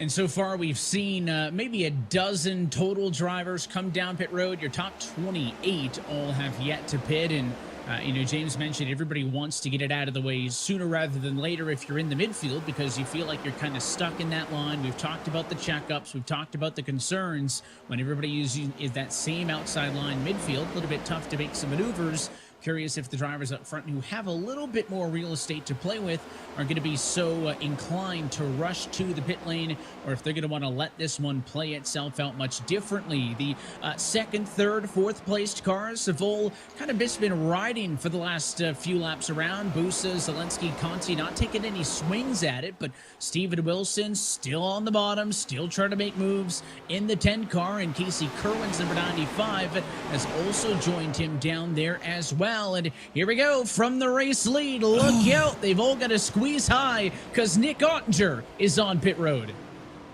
The leader is on pit road. Ottinger on pit road, and not really much from him over the radio. The William Byron Esports driver saying that he doesn't want to run the top, doesn't want to burn the tires too much. Other than that, just a lot of spotter chatter, but really, really quiet. Sounds like a really quiet but confident Nick Ottinger as we advance towards the second half of this race. And Blake, I heard you almost exhale there when they avoided him because he was on the bottom. There were cars in line behind Nick. Clearly, they just got the memo as more drivers are in this time. Zelensky, Conti, and company are in, but it was a little bit close for your race leader. Bobby Zelensky leading this train in. Lots of talk from a spotter. Run the bottom in 1 and 2, and you give up runs up top. But on the bottom of 3 and 4, you block everybody. So not really too much worry about having to worry about traffic from that outside lane. Meanwhile, Vicente Salas feels like he's faster than everyone else in front of him. The balance is good, but he's a little bit loose in turns 3 and 4. So small adjustment on that Williams Esports Toyota Camry to try and get him towards the front. We'll see another group of cars. Matt Bussa, along with that lead group, he will give up the race lead to Graham Bolin, Dylan Duval, Garrett Lowe, a part of drivers that would have also made their trip down to pit lane. And Evan, as we continue along with this, we have to look at the long line of cars that are staying out. But James, they're still coming to you down here on pit road. They are indeed. Matt Bussa in. They talked about making this a 4-tire pit stop, especially if we went green flag racing, but there's not really much use for 2 tires unless we have a short one towards the end of the race. He's a hair loose, but not too much that they need to do. Maybe just a tweak here and there, but not much need to change the car, he says. And that's as close to wholesale service as you can get. About 9 cars, including Graham Bolin, who had cycled through to the race leader down pit road this time. And that will leave 3 drivers, maybe 4 total, out on the racetrack, including new race leader Blake Reynolds, who always has one of the funnest looking cars on the racetrack. Looks like his 15 machine is going to be coming in this time. Blake, his car has a truck on it, and that truck has his car on it, all promoting the Jim Beaver Esports initiatives here on the service. So Reynolds gets a lap lead. He's down pit road. Nicholas Shelton also dives in, and that'll lead the 51 car of Ray Alfalla to the top spot, just waiting on Alfalla and Bose to pit. And once they do, Garrett Maines is going to maybe cycle through to the race lead, but coming down to the pit lane, the number 43 machine back on through. I think speeding for Colin Keister. Going to be a huge blow to that Charlotte Phoenix Toyota because he's got to do a slow roll all the way through pit road. And that's going to be a tough break there for Colin Keister. You see a couple of those drivers who elected to come down early. Briar LaPrade, Garrett Maines making up some ground. But how about Ray Alfalla? Has a little bit of damage on the left front, and I believe that's why he's left his VRS Toyota for Joe Gibbs Racing out onto the racetrack. And if you have a little bit of damage, why not play a little bit of strategy? But at a certain point, you see a lot of these cars already starting to go by him, unlapping themselves. So if caution does come out, you flip the track position, you save a set of tires. But at this point, Alfalla running back in the pack is going to be the lone taker to stay out on the racetrack at the moment. And you saw Donovan Strauss put him 3 wide. Strauss and Bolin on fresh tires, racing past the 51 car. Here comes the 4. Here comes the 75. I mean, Alfalla significantly off the pace, running about a second and change slower than all of the drivers on fresh rubber, and they're just going to keep on coming through. Bordeaux, then Bowden, DeYoung, Leahy, Clampett. It's been a bit of a quiet night thus far for the likes of Mitchell DeYoung, but he's also doing a good job of getting through the field, Pike. Interesting that Ray Alfalla stays out because just a few laps ago on the radio, they were talking about potentially short pitting because the majority of the tire fall off is at the beginning of the run, not the end of it. So they've obviously decided to switch course. They're going to leave him out there for a little bit longer, and we'll see whether or not he picks up any dividends from the strategy call.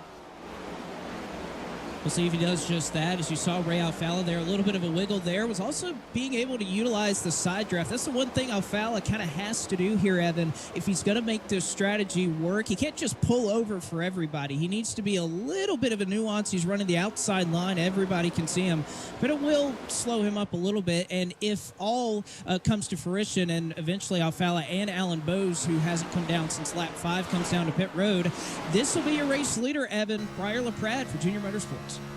And it's going to happen sooner rather than later because Ray Alfala says that he is pitting this time by. He is in turn 4. You can see where LaPrade and company are. They're in turn 1. So Alfala about 3/4 of a lap ahead, but of course it's going to take a significant amount of time to pit. And how long will it last? LaPrade's not even going to get an opportunity to lead a lap because as the battle for the net race lead rages on, Nick Ottinger goes down low and clears the 88 Chevrolet.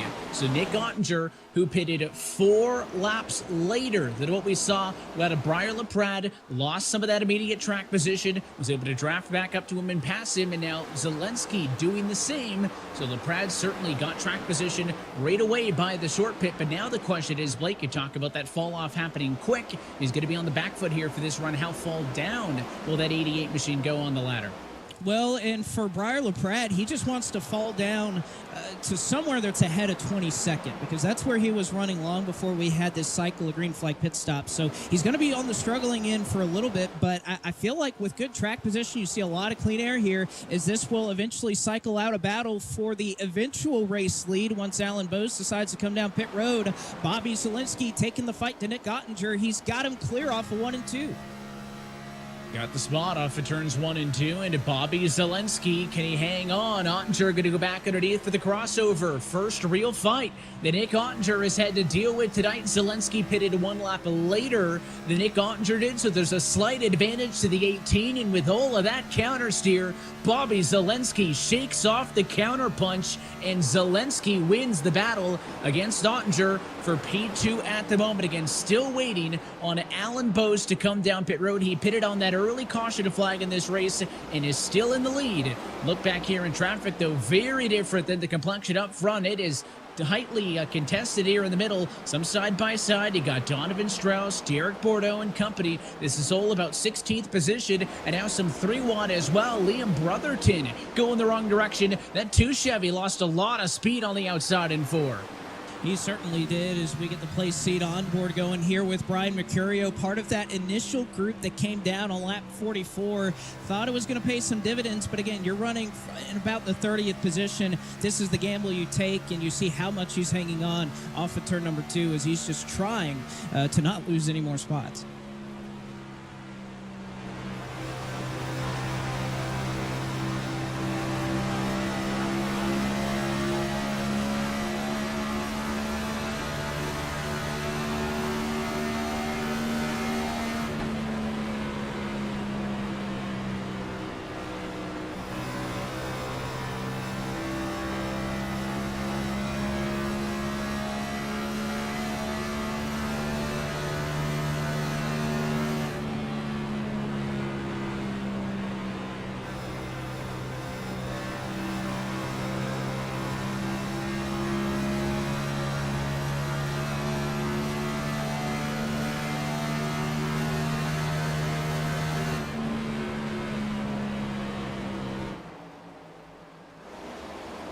And just up the road from Mercurio is Taylor Hurst, the driver in the number 33 machine for Team Dillon Esports, has got SCW on that Chevrolet Camaro tonight. And Blake, SCW, a big partner of everybody here at iRacing and as well NASCAR through the eNASCAR College iRacing Series. They are presenting sponsor of that series that features collegiate racers from colleges and universities in the United States and Canada racing for $50,000 in scholarship prizing this season.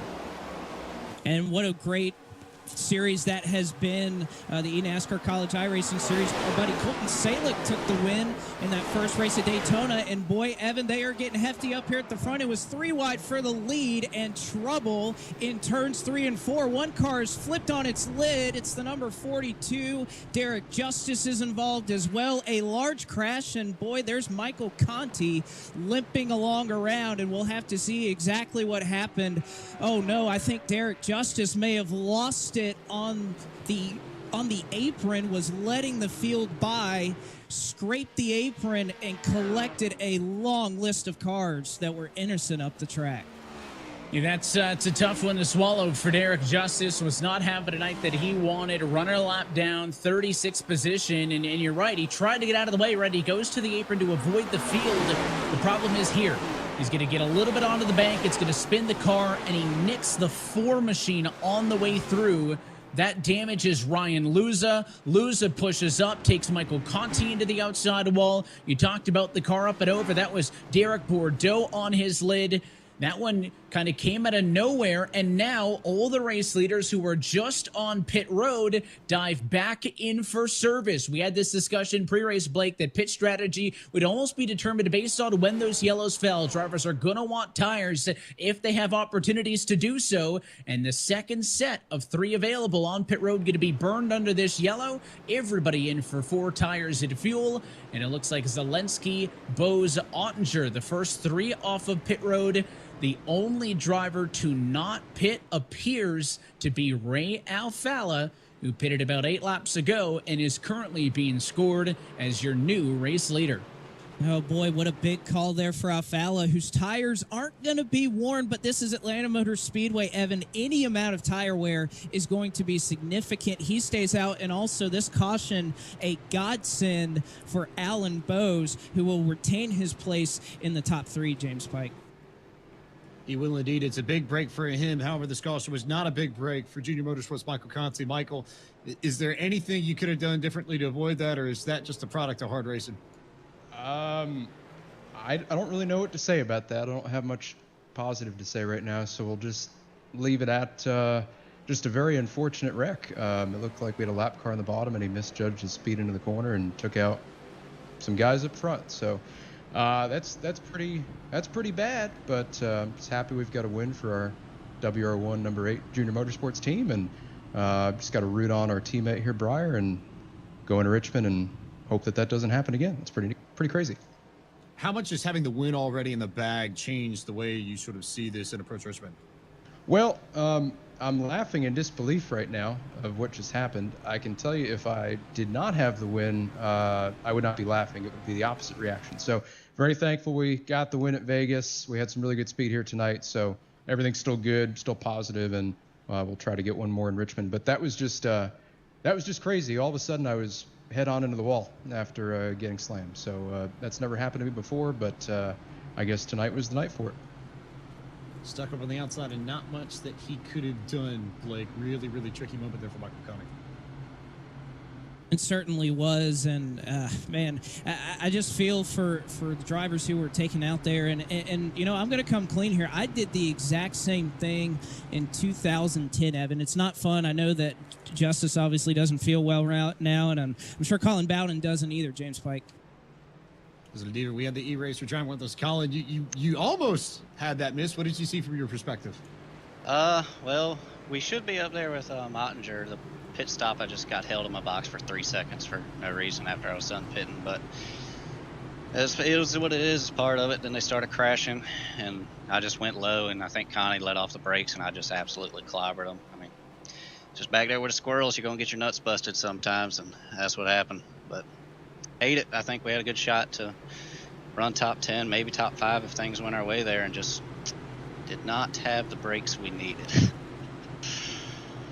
Maybe not the brakes, but do you take confidence from this run going into 2 weeks' time? Yeah, kind of. I mean, it's going to be a whole totally different race next. So I think we go to Richmond next or whatever, so that's a short track. But, I mean, it's good to run good, but frustration level is pegged right now. But we'll be all right. Come back 2 weeks, probably crash again, but we'll give it our best shot. We'll try and go after it at Richmond in 2 weeks' time, like you said. And I will see what the rest of this race has in store. Remember, Alfala on the old tires assumes the race lead. It's 4 freshies for everybody else at a restart with 31 laps to go. Pace cars off and in. Alfala gets going. It's a good jump for the 51 Toyota, but how long will this last? Zelensky pushed by Ottinger. The 18 car going to go to the inside in 1 and 2, and Zelensky going to immediately go to the inside, attacking Ray Alfala for the race lead. Well, you'd hope there'd be a little bit of teamwork here, but nevertheless, Alfala going to hold up Nick Ottinger there on the top side. How will those old tires fare as Zelensky right back down to the bottom? JGR top 2, but Ottinger may try to split them 3 wide off the corner. Oh, and Zelensky got loose that time, swung out to the outside. He does take the race lead away from his Joe Gibbs Racing teammate Ray Alfala, but it does not end the battle for the lead because Ottinger's underneath him now. Here comes the 19. Look at Vicente Salas swinging it to the outside as he drives his way up to 3rd, and Ottinger struggles to carry the speed on the bottom. Salas going to drive around the outside. Can the Williams Esports driver put his Toyota to 2nd? They'll race off at turn number 4. Now you see Casey Kerwin blocked in behind the slower traffic, I guess you would call it, of Ray Alfala on those old tires. But how about, we could call him the high side hustler here. Vicente Salas has been willing to go where no other driver has been willing to go in 3 and 4. And boy, has it worked out for him. He's got a really fast race car, and he is all the way up to 2nd. Now his Toyota may challenge the 18 Toyota for the lead. And it was an interesting move by Ottinger there into 1. He lifted way early going into the corner to concede the position to the 19 because he wanted to get to the outside line. He lifted, tucked in line, was able to protect his positioning. He did not want to be stuck on the inside any longer. And when you talk about the high side hustler, we got to come up with a nickname for the 10 of Steven Wilson because he's been bottom feeded all night, and there it works. Slide job shuts the door on Nick Ottinger, and Wilson again pushes his way through on the inside. He's now at a race high P3. And we know how much these drivers value this track position, but Wilson, likewise, like you said, has been making that bottom work. The 19 has been ripping the top and finding his way to the front. You also have Casey Kerwin back there. He's kind of ducking to the inside as well with Steven Wilson. So can these two get up and maybe push each other? Oh, man, a big slide there from Wilson. Ottinger going to take the run, but push the back of Steven Wilson. So Wilson will hold on to P3. Well, 2nd lap in a row, the 25 has had to take a shot at the 10 car there for Wilson to pull it up in front of him, so you have to wonder how patient Nick Ottinger is going to be, but inside of now 26 laps to go, I don't think there's going to be much patience left. There's some 3 wide behind this lead pack. The guys like the 97 to clamp it, the 55 of Bose try to make some moves, and someone who's got a great perspective of all of this is the onboard camera with Dylan Duvall as he sits in 19th, and just look at the Hornet's Nest up the road. He wants to put his gear wrench Ford Mustang to the very outside in 3 and 4, but look at all of that counter steer. I mean, you talk about it being more abrasive on the tires, more slick up top, and you could really see it illustrated well there with Duvall. Let's see how it compares to 1 and 2. He'll go back to the outside, but he's going to get checked up because that's where everybody else went on the outside in turns 1 and 2. Inside of the final 25 laps from Atlanta, Bobby Zelensky has cycled through to the race lead. We'll see if he can take home the checkered flag next. You're watching round 3 of the eNASCAR Coca-Cola iRacing Series. We've learned to savor the moments that were always there. And they never tasted this good.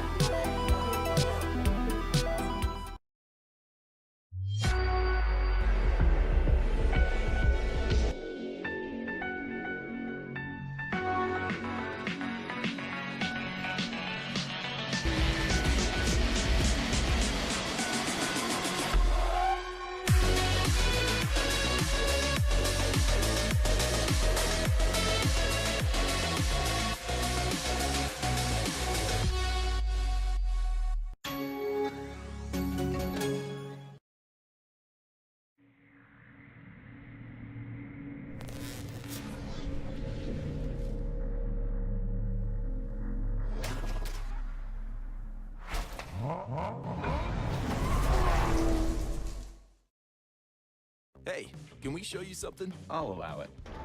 something new. I love surprises. I mean, really new. Like a new car. Well, this looks fun. And a new schedule. Hang on. We're keeping the road courses, right? Yeah, Chase. We got you. And a new legacy in the making. Hey, I just want to race. New garages to call home. Vamos, amigos. And a whole new reason to love what we love. Burnouts. Winning. Racing. I am NASCAR. This is your chance to get behind the wheel.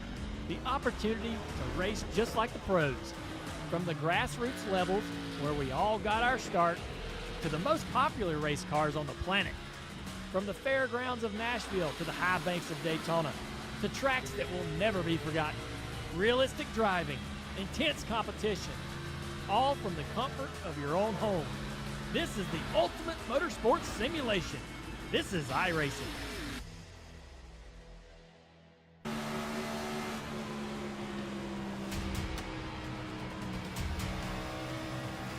And back live from Atlanta, where coverage is brought to you by Coca-Cola, the official fan refreshment of eNASCAR. By Asus, the official PC and monitor of eNASCAR. By Logitech G. Through design, engineering, and a love of driving games, Logitech G takes racing simulation to another level. Logitech G, the official wheel and pedal set of the eNASCAR Coca-Cola iRacing series. And by Playseat, the official racing chair of eNASCAR. Well, just down the road from the home of Coca-Cola, we race inside of 20 laps to go here virtually at Hampton, Georgia, and at the Atlanta Motor Speedway, where Bobby Zalenski is trying to close in on a checkered flag here in 2022, trying to join Femi Olat and Michael Conti as the two different race winners from two different organizations that we've seen to open up the season. But Nick Ottinger trying to do everything he can to prevent it. Ottinger has led a race high 48 laps. He got his third straight pole of the season tonight, but Blake, he's on the back foot. Zalenski cycled through him after a green flag pit cycle on the previous run. Ottinger closed it back in, but he's got some work to do. He certainly does, and I think he's going to need a little bit of help right now. Ottinger, with no car behind him, nobody can push him up to Zalenski, so the closer Ottinger gets on the straightaway, he will continue to push forward that 18 car, but close quarters racing behind them. You see Vicente Salas leading this line, and you notice the damage on the right front. Salas got into the wall, and because of that, he has started to free fall through the field. Believe he may have burned up his tires as well. He's going to hold that high line, but he's got a hungry bunch of drivers. We're all looking to pounce on the Williams Esports Toyota that's encountered some damage. And you can tell it's just enough damage that's hindering him and making him a bit of a nuisance here. The 88 machine of Brian LaPrade is trying to push him free in the Ledford Billiard Supply Chevrolet for Junior Motorsports, but he's not so slow that it's just easy to pull around him. So Breyer finds an opening to the inside. He'll get away, but up front, Nick Ottinger about to commit here. He can't get back in line because Steven Wilson going to plug that hole on the outside. And now Nick Ottinger has got all his eggs in one basket on the inside, racing side by side for the race lead. A huge bobble there, though, for Nick Ottinger. It's going to cost him time. 3 wide as Bolin and Kerwin jump on him, and here comes Steven Wilson on the inside. Rockets to the race lead. Oh boy, 2 wide for the lead, 3 wide behind them now. Zalenski, Ottinger going to hook up here. Where does Wilson go?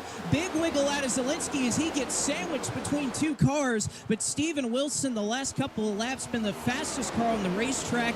He, Bolin, and Kerwin have all chased down your race leaders, and it is on here at the front. Steven Wilson, Zalenski, and now Graham Bolin for Charlotte Phoenix into the mix. And Zalenski going to go right back underneath. Wilson trying to get his first win in series history. Crosses back underneath the 18 machine. Zalenski looking for an 11th. The touch off a 2. Here comes Bolin to the inside. 3 wide for the race lead at lap number 87. And Bolin punches his way through on the inside. He'll take the top spot. How long, though? He'll pinch the 18 car in. Wilson still on the inside. And now it's a 5-car battle for the race win.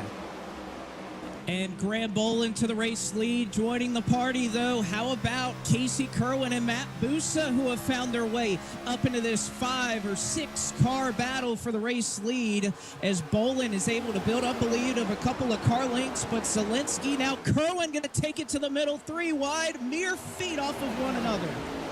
And the 95 is going to stall out the middle, not the place to be on corner exit here. But Ottinger doesn't have any help on the inside either. So both Kerwin and Ottinger kind of standing still on the straightaway there. It was the high side, the place to be. Zelensky drives back to second. He's got Wilson behind him. Bussa third, car in tow. And again, top side carries the speed. Kerwin's going to fall to fourth for the time being, maybe even further. And a small opportunity for Graham Bolin to breathe, because you have to think, James, once they fight this out for second, they're gonna take another crack at the race leader. And speaking of fighting, for both Graham Bolin and Steven Wilson, dead quiet on the radio. Nothing besides spotter chatter from those two drivers. They are laser focused on trying to get the win here at Atlanta. You saw the 10 car a little bit slow, Blake, that time going into the corner, slowed up the 75, but again, Kerwin just cannot make anything work on the bottom. He drops all the way down to P6 before he can find a spot in line. And now Matt Bussa for Kyle Long's Motorsports going to go underneath the Stewart-Haas Ford, got a little bit loose, and Wilson defends third. Ottinger now going to cross him over to the inside. In all of this battling, Evan, you have even more names that have joined the fray up here. How about Briar LaPrade? Started 29th in this race, has joined this lead pack for 7th, and it seems like every race late in the going, Femi Olat, we barely mentioned his name all night, but here he is late in the going. Just an incredible start to the year for that number 79 Ford for Clint Boyer Racing. Kerwin to the top side, though, they'll look nearly 3 wide, as there are a lot of cars that have caught this lead pack because of all this great racing we've been seeing. And of course, Femi started his year off with the race win in the season opening Daytona race. He goes back underneath LaPrade and company. You can see him on the left-hand side of your screen, playing with house money, if you will. Already got a race win. Should be good enough to get him into the postseason. Would love an additional one, and the inside allows him to pass LaPrade. LaPrade's going to push him. He'll use that momentum to go underneath Kerwin. Not enough, though, to leapfrog another driver, and we'll see the outside. Now with the advantage off the corner, but Kerwin overdrove it, just about fenced the 95 car, and that was a tight squeeze as the 79 Ford barely fit back through on the bottom. Up front, Bolin now trying to work a defensive line. Works to the inside. Same thing we saw Nick Ottinger doing when he led the majority of the opening half of this race, but Zelensky's there, Ottinger's there. How long can the 48 car hang on? We're coming to 7 laps to go. Well, if you're Graham Bolin, you need these two to be side by side. You see it on board the Smithfield Ford right here. That's what Graham Bolin needs to see. Side drafting, they're slowing each other down. They need a battle for second, because if they start working together, one of those drivers can have a run at that race leader. But for now, Graham Bolin seeing exactly what he wants to see in his rearview mirror. Drivers battling, and oh my goodness, does Steven Wilson nearly get tagged by Matt Bussa on the back straightaway. It was a tight squeeze that time, but the tender machine was all right as he pushed up in front, and I have to think Matt Bussa cut him a bit of a break there. Don't count on that to happen anymore. And Wilson has taken several liberties tonight in terms of pulling up in front of each other. Watch as they go off into one. The outside's going to stack up, so everybody wants to find a different line. Ottinger goes to the middle of the road. Zelensky goes to the outside. Kerwin again trying the bottom, but the 95 can't find the gap between the 18 and the 10. He'll drop 2 spots as Wilson and now Bussa also get back him. Kerwin now falls to 6th once more. Now 5 laps to go, this time through. Graham Bolin trying to hang on, looking for a second career win. Nick Ottinger still on him. It won't matter. Caution. Matt Bussa spun on the front straightaway, and oh boy, is this going to set up something. He ends up going in the right direction, but a perfect 360 off of the nose of Casey Kerwin. An amazing job, Evan. Again, this replay is amazing. It shows you the talent that these drivers had, that they're the best in the world. Look how tight they are. Kerwin ducking out of line. A perfect 360. And keeps it going in the right direction. That is amazing stuff right there. Caution is out, but my goodness, Matt Bussa, not a scratch on that race car after being sent around. He only loses 3 positions total because of that. And I'll tell you what, I'm sure Bussa is not a fan of it. He just gave a break when Steven Wilson cut him off. Blake lifted to cut the 10 a break. And then no more than 2 laps later, Casey Kerwin drives through his left rear there. It really wasn't obvious that 75 was blocking or Kerwin was trying to slice up on him. When you're running that close, especially around a super sensitive part of the race car like that left rear, that's going to happen, especially the geometry of this front straightaway with that quad oval, those 2 distinct kinks, just asking for trouble. And probably the best case scenario for Bussa there is it's not a junked race car. He's still in the top 10. He's still going to have a shot at this race win. But under the yellow now, the question is, how do you execute on pit road? A fake out. Bolin comes back. Zelensky comes back onto the racetrack. It's a 50-50 split in the top 10. Oh, my goodness, Evan. I think that this is going to be a death sentence if you're Graham Bolin or Bobby Zelensky. You look out at the cars that have stayed out on the racetrack. I'm counting 5, 6 from my vantage point. Everybody else looking to go down and get 4 fresh tires. This is Atlanta, Evan. I don't think that that's going to be enough to hang on up front. I was just going to wonder, do you go for 4 and how well do you execute? And certainly if you stay out, there's strength in numbers. I know it's likely only going to be a 2-lap shootout in overtime, but man, does that end up being a bold decision, and that late fake ends up making the difference. And for the cars who did come down pit road, Nick Ottinger took 4 tires. He will be the first car on fresh tires as far as 4, but Bussa and Strauss took 2. So they will be on 2 tires on row number 4. Ottinger going to have 4 freshies from row 5 on back. And let's watch this again. Bolin coming down first, indicating he'd be in. He faked out. Late decision for Zelensky and others. Yeah, it was a 50-50 split in the top 10, Blake, but from there on back, it was almost unanimous. Only 6 cars total stay out, and everybody else, James, opted to come down. Except for some of the drivers up front, including our race leader, who we now have, Graham Bolin. Graham, just take us through the decision to stay out here on the old tires with a few laps to go. It was just a gamble. Like, you pit, like a stack up happens and you lose all your track positions. So I'm just trying to do what I think would be best, and that's keep track position. Don't want to pit and look dumb and finish last. So I'm just gonna what I think will be the best opportunity to win. I don't know. I'm uncertain right now, but hopefully I win the race, but I don't know. Also worth noting, some of the drivers behind them, as soon as that move happened, Bobby Z said something to the effect of, oh no, and Casey Kerwin said, we're in trouble. So some of these drivers who stayed on aren't even necessarily convinced that they made the right decision. Yeah, I think it's clear, Blake, they wanted more drivers to stay out with them. They needed a more of a buffer to the cars on fresh tires, and we will go to eNASCAR overtime. 3 attempts at a green-white checkered finish, which is a 2-lap shootout. You'll come to take the green flag with 2 laps to go. If you get to the white flag without an incident, the race is official. We go to the checkered. If there's a yellow before the 1 to go, we'll try it again. Again, 3 attempts total. But again, just to lay the scene here, your top 6 drivers, so your front 3 rows, all on 33-lap-old tires. The duo on row 4, Matt Bussa 7th, Donovan Strauss at 8th, are on 2 tires, and everybody else from row 5 on the back, that includes Nick Ottinger 9th and Taylor Hurst 10th, took 4 tires.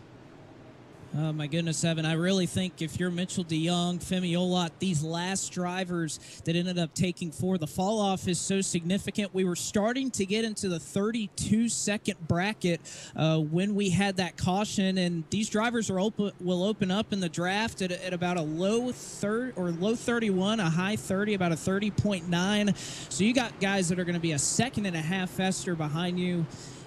I think Graham Bolin made the right call because you can't really make the wrong one as the leader, right? If you pit, everybody stays out. If you stay out, everybody pits. You're really just a sitting duck, as DW would say at that point. But, oh, man, especially if we get multiple attempts at overtime here, these drivers that are on old tires, they might be able to throw some really solid finishes that they were going to look at tonight out the window. And there's no question, the fresh rubber is going to be faster. Is 8 cars between Ottinger and company going to be enough to slow them down, at least for 3 miles worth of racing? Pace car in this time. Graham Bolin in control of the field. He wastes nothing. Green flag flies. It's overtime. Attempt number 1. And Graham Bolin gave him a lot of space right there, but this is where you're going to start to see those fresh tires. Where can Donovan Strauss and Matt Bussa go on those 2 tires to the middle, but can the track clog up? Can they go anywhere? Bussa's coming, but he's going to choose the outside lawn. He's up to P6 now, but he's tucked a line behind Kerwin. Bolin still leading ahead of the 18 Machida Zelensky and company. Here comes the 10, though. Wilson to the outside. Caution before they get to the white. The 20 machine spins around. It's Donovan Strauss. But who is our race leader? They were 3 wide for the top position at the moment the yellow came out. And 2 crashes there that were both separate from one another as Donovan Strauss got a little bit loose there in the middle. 2 tires was going to be a concern getting loose up front here, but also in the back you had a spin with the 15 of Blake Reynolds. But Donovan Strauss, you see, chasing that race car all the way, no room for error in the middle. 3 wide will collect Dylan Duval and a long list of cars, Evan, that take the grass, and they can do damage to the diffuser in these cars. I know, even driving personally on the sim myself, if you cut that grass, you get pretty significant damage there on the diffuser, so it may not slow you down too much, but any amount of damage, Evan, I wouldn't want to have it. It's not something you want, and several big players had evolved in that incident after they had such good nights to kick this thing off. It evolved in an accident and dropped to the back. Now, I mentioned the race leaders 3 wide at the moment. The yellow. Watch the battle that was about to take place here. Bolin goes into 3 and 4, gets a little bit loose. Wilson goes high, and Zelensky hanging it out on the bottom. Absolutely wheeling the 18 Toyota. The yellow comes out. It looks like they will be scored. Graham Bolin 1, Steven Wilson 2, and Bobby Zelensky 3. So that is how they will line up. And I guess it's worth noting, Blake, Graham Bolin's got a lot more to worry about than just the cars on fresh tires, because Wilson's got the same rubber as him, Zelensky's got the same Goodyear Eagles as him as well, and they were taking it to him anyway. So there's kind of a lot that Bolin's got to deal with here. The first car on fresh tires who took 2 was Matt Bussa. He made his way all the way to 5th, so he's only going to be on row number 3 as we watch what happened from Bussa's perspective. And Bussa going to be in a great position here. You could see he got to the high side here, 3 wide, and you're going to look here at Steven Wilson, and barely, I mean, that may have been inches off of the wall, and boy, could that have been something if he tagged it and came back down while they were 3 wide for the lead. So a very close call. I don't know if you could have fit a strip of Smithfield bacon between his car and that outside retaining wall. Certainly, if he did, it would have been toasted and crispy up on the outside, James. This thing's getting crazy, coming down to the strategy. Yeah, this could get a little bit nutty. And friendly reminder, starting caddy quarter here on this restart, you've got Casey Kerwin and Matt Bussa, who got together with that contact in the front stretch that started this flurry of green-white checkers. Casey said that at the point, he was trying to back up to Femi and just forgot about the fact that Bussa was right there, made an own mental mistake. But a lot of chatter in the Bussa camp just to make sure, be wary of Casey, make sure you're aware he is the racetrack. They don't want to get turned around again. But how crazy this could be, that Bussa could go from spitting on the front stretch to potentially winning this race in the span of about 10 laps. And if Casey needs a break, I promise you, Blake, that Matt's not going to give it to him. No, of course not. You're never going to cut a break this late in the going. And you also have to wonder for these drivers that, well, I was thinking about what type of fuel situation you'd be in, not worrying about that. Lights are still on the pace car. But again, the more heat cycles we go through, these old tires, you got to think spinning tires is going to be a big concern for these top 5. And then Matt Bussa is going to be kind of blocked in there on the bottom. So we'll have to see how he works there for road number 3. One more look at Donovan Strauss fishtailing that race car, and my goodness, what a close move there from Michael Guest, and of course a nice save likewise from the 33 of Taylor Hurst down there. And the lights go out on top of the iRacing official pace car. We will try this again for attempt number 2 of 3 at a green-white checker overtime restart. So second attempt to 3. We'll do this one again. Graham Bolin have fired off well.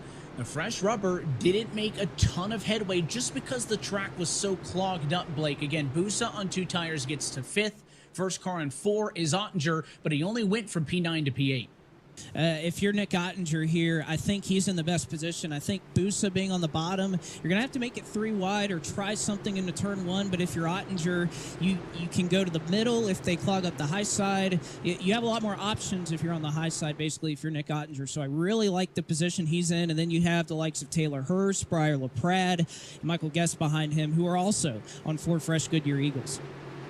We'll see how Graham Bolin opts to restart this race. Last time he went the moment the pace car dove to the safety of pit road. The 48, it is up to him on when he wants to restart. He goes early again. Green flag in the air. 2 laps to go in Atlanta. It's a healthy jump. Zelensky's going to get underneath Wilson. The side-by-side battle is going to be for P2. 3 wide behind him. Here comes Ottinger out to the outside wall. And can Ottinger get to the outside of Steven Wilson? Wilson will shut the door, shoves Ottinger into the wall, causes a stack up. But again, I think Ottinger in a great position. And look at Briar LaPrade with a huge run there on the bottom as well.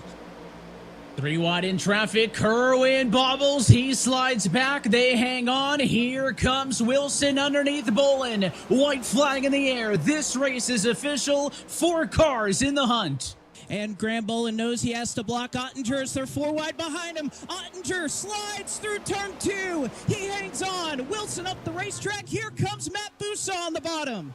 Wilson's going to get the push from Bolin there. The 10 car dives down to the inside to shut the door. Can Steven Wilson hang on for 1 more corner? Bussa's got speed. Nowhere to go. They touch behind. The 48 car spins. And Steven Wilson wins in Atlanta. My goodness, what a race. Steven Wilson, who's been so close, been so consistent in this series, takes the tire gamble and earns an amazing win. Just brilliant driving there, blocking Matt Bussa there, who was on fresh tires. He definitely owes a nod to Graham Bolin, who helped with that situation. But Steven Wilson, after coming so close, within a few hundredths of a second from winning at Daytona, finally caps it off. An amazing rookie season, and he is finally a winner in the eNASCAR Coca-Cola iRacing Series. The sophomore has done it, and a deserving celebration about to unfold. Steven Wilson celebrates in Atlanta. This winning moment is brought to you by Coca-Cola, the official fan refreshment of eNASCAR. Wilson, the sophomore, becomes the 60th different winner all-time in the eNASCAR Coca-Cola iRacing Series. Notably as well, the 2nd first-time winner this season. And the driver out of Cedar Rapids, Iowa as well, puts Stuart Haas Esports in Smithfield in eNASCAR victory lane. And he's getting his money's worth here with this burnout. Oh, he certainly is. He's smoking them pretty good right here and running those rear tires off. But again, deservingly so. Wilson's had so many close calls in this series, been so consistent. It's fitting that he has one of those locked-in spots to the playoffs, assuming he could be top 20. And this has to be our Coca-Cola move of the race here, Evan. A brilliant job with fresh tires right on his heels, managing the traffic behind him. It helped him a little bit, but again, an amazing job doing what he needed to do to take home this win. And it looked like in 2 that Ottinger had all the speed until Bussa got him loose. Ottinger slipped back, and then right here, everybody was quicker than Steven Wilson, but they couldn't get around him. Bussa just trying to push his way high, gets into the 48. The 48's into the fence. Then LaPrade and Bussa wreck across the line. And the last man standing was that number 10 of Steven Wilson, who takes home the checkered flag here tonight for the virtual Atlanta Motor Speedway. Blake, let's talk with the newest winner in the eNASCAR Coca-Cola iRacing Series. Steven Wilson, it seems like we've talked to you a lot this season, but you finally end up in victory lane. How does it feel to finally be a Coke Series winner, Steven?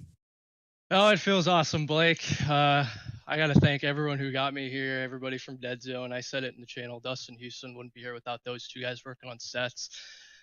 Thanks to the Stuart Haas guys, all these people right here who helped this team out. Yeah, it just feels awesome, man.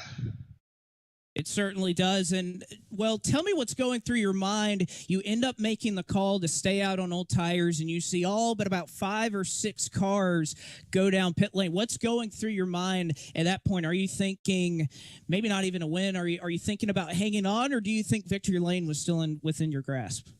Oh, yeah. So I was talking with Femi and Graham during that time, and we all stayed out. And to be honest, we all thought we were screwed. But it held on pretty well. I was able to put it in front of Bussa into turn 3, which shout out to him for not hitting me. I cleared myself off of his front bumper earlier in the race, so he had every right to ship me into 3. But yeah, I just think that those old tires really held on well for a lap or 2, and honestly, that was more than what we expected. Well, and now you have one of those spots in the playoffs, Steven. That was the one key missing piece to your season last year, but you get it here early on. How does that change your approach? Because we're only on race 3. We still have a ways to go before the playoffs. My approach doesn't change too much. As we saw last year, we had, a ton of winners. So obviously the goal is got to keep it top 20, and probably top 10 would be even safer. So the goal is just to keep pushing. We've been running well every race, and hopefully these finishes keep coming our way. Well, we'll let you go celebrate with the team. Steven Wilson of Stort Haas Esports, finally getting it done, is a Coke Series winner. More than just a thumbs up, I'm sure he'll be giving us in the future when we talk to him. But, of course, Matt Bussa, the fresh tire call comes up so close. Take us through that final lap from your perspective, Matt. Yeah, it was wild for sure. I knew I was going up against a lot of dead zone cars there, Steven and Graham, their teammates, and I got to give it to them. They had really good teamwork there. I thought when I got side by side with Steven exiting turn 2, I'd be able to stay there with side draft and easily pass him in 3 and 4. But Graham was able to push him ahead of me, cleared me into 3, and at there, my only chance was to either wreck Steven, like bump him out of the way really hard. Didn't want to do that, so I just hoped I would get a strong run off turn 4. And unfortunately, when I did go to push Steven, my car moved up a little bit as Graham was pinching me there, and hopefully he sees that as a racing deal. Looks like he still got 12th, not too bad, but I'll take most of the fault other than that, I guess. But yeah, overall, I was very happy with second. Certainly so. I think you give Kyle Long a lot to be happy about. First top 10 of the season. How does that kind of help you build momentum as we look forward to Richmond? Yeah, the momentum couldn't be built at a better time for me. Richmond is, I think, statistically my best track. I think 7 maybe consecutive top 10s there. Looking to keep that streak alive in 2 weeks. And short track racing in general, I love. I've never really tried it with this car yet, the next gen. So that'll be interesting, and I think it'll be a good race. Looking forward to it.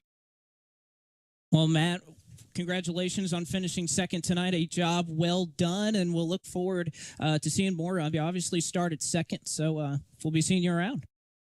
Yes, sir. Shout out to Mode Media House, Coca-Cola Racing, and all you guys for putting on the broadcast, iRacing, NASCAR, everybody involved. It's an amazing series to be a part of, and I always have a blast. The Mood Motorsports Ford brings it home in second. And, of course, now we look to Michael Guest, who I'm assuming on that last restart, Michael, you didn't think you'd be our guest up here in the top 3, but nevertheless, a late race restart, and somehow you avoid all the chaos. Yeah, I still have no idea what happened. I have to go back and watch. That was pretty insane. I was comfortable with my 8th or 9th with a couple to go when Bussa got spun. So when that caution came out, I was like, oh, great, here we go. I know how these races go. Just trying to survive the green, white, checkered. But, I mean, those tires just, man, that was incredible. It certainly was. Those tires were working once you guys could get up to full song. But starting to build a little bit of a campaign here. 8th last week at Las Vegas, coming out, finishing second here at the Atlanta Motor Speedway. Talk about Richmond. I know we're kind of diverting from the 1.5 miles. What do you think we're going to see when we approach our first short track of the season? Yeah, I mean, I love the short tracks. That's really what I look forward to in this series. It brings out the best in drivers, so anything to increase the skill gap, I'm always for. So I'm definitely looking forward to that, and just trying to continue what I did last year with the consistent finishes, maybe grab a win there eventually, and definitely aiming for the playoffs here. Well, Michael, we look forward to seeing more of that big green egg machine up at the front here in 2022. Congrats on the podium today, and we'll be looking forward to hear more from you as we continue to work through this schedule. Appreciate it. Michael Guest finishes in third, and Evan, boy, did that finish not disappoint as we take a look at the full field rundown.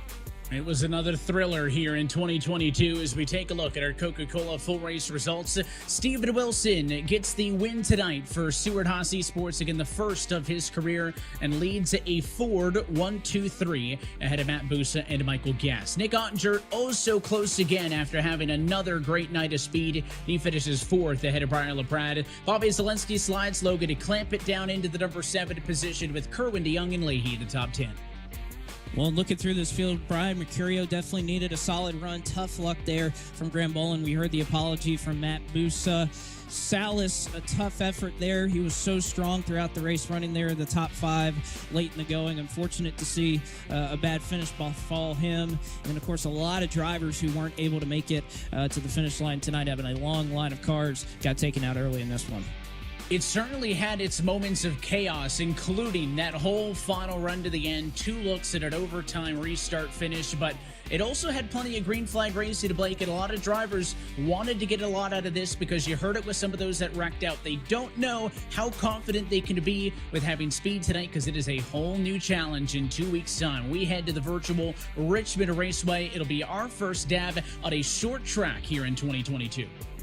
It certainly will. This is my favorite racetrack to drive, Evan. I love it. It's a track that really favors drivers. I think Michael Guest alluded to it, that you have to bring skill to this racetrack. You have to nail the setup. And I know these short tracks with this car, a lot of tire fall off. We're going to see a lot of comers and goers next week. So I'm really looking forward to see how this car, with the best drivers in the world, will play out at Richmond on the short track.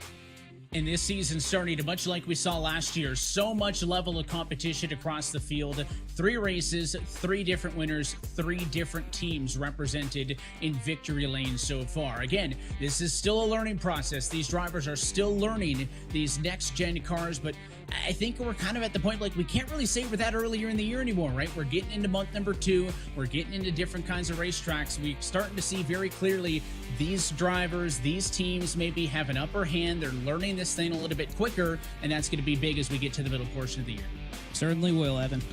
We're looking forward to having you next time out in 2 weeks' time. Until then, though, that is it for us here tonight from the virtual Atlanta Motor Speedway. So on behalf of our entire team at iRacing and NASCAR, on behalf of our partners at Coca-Cola and everybody else involved in tonight's production, for James Pike down on pit road, for Blake McCandless and myself, Evan Pasoko, I want to thank you for tuning in and congratulate a new winner in the eNASCAR Coca-Cola iRacing Series, Steven Wilson, who nets career win number 1. We're back in 2 weeks' time, Tuesday, March 29th, from the home of Rise Esports, the virtual Richmond Raceway. That race and every race of the 2022 eNASCAR Coca-Cola iRacing Series can be found right here at eNASCAR.com. Till next time, good night from Hotlanta.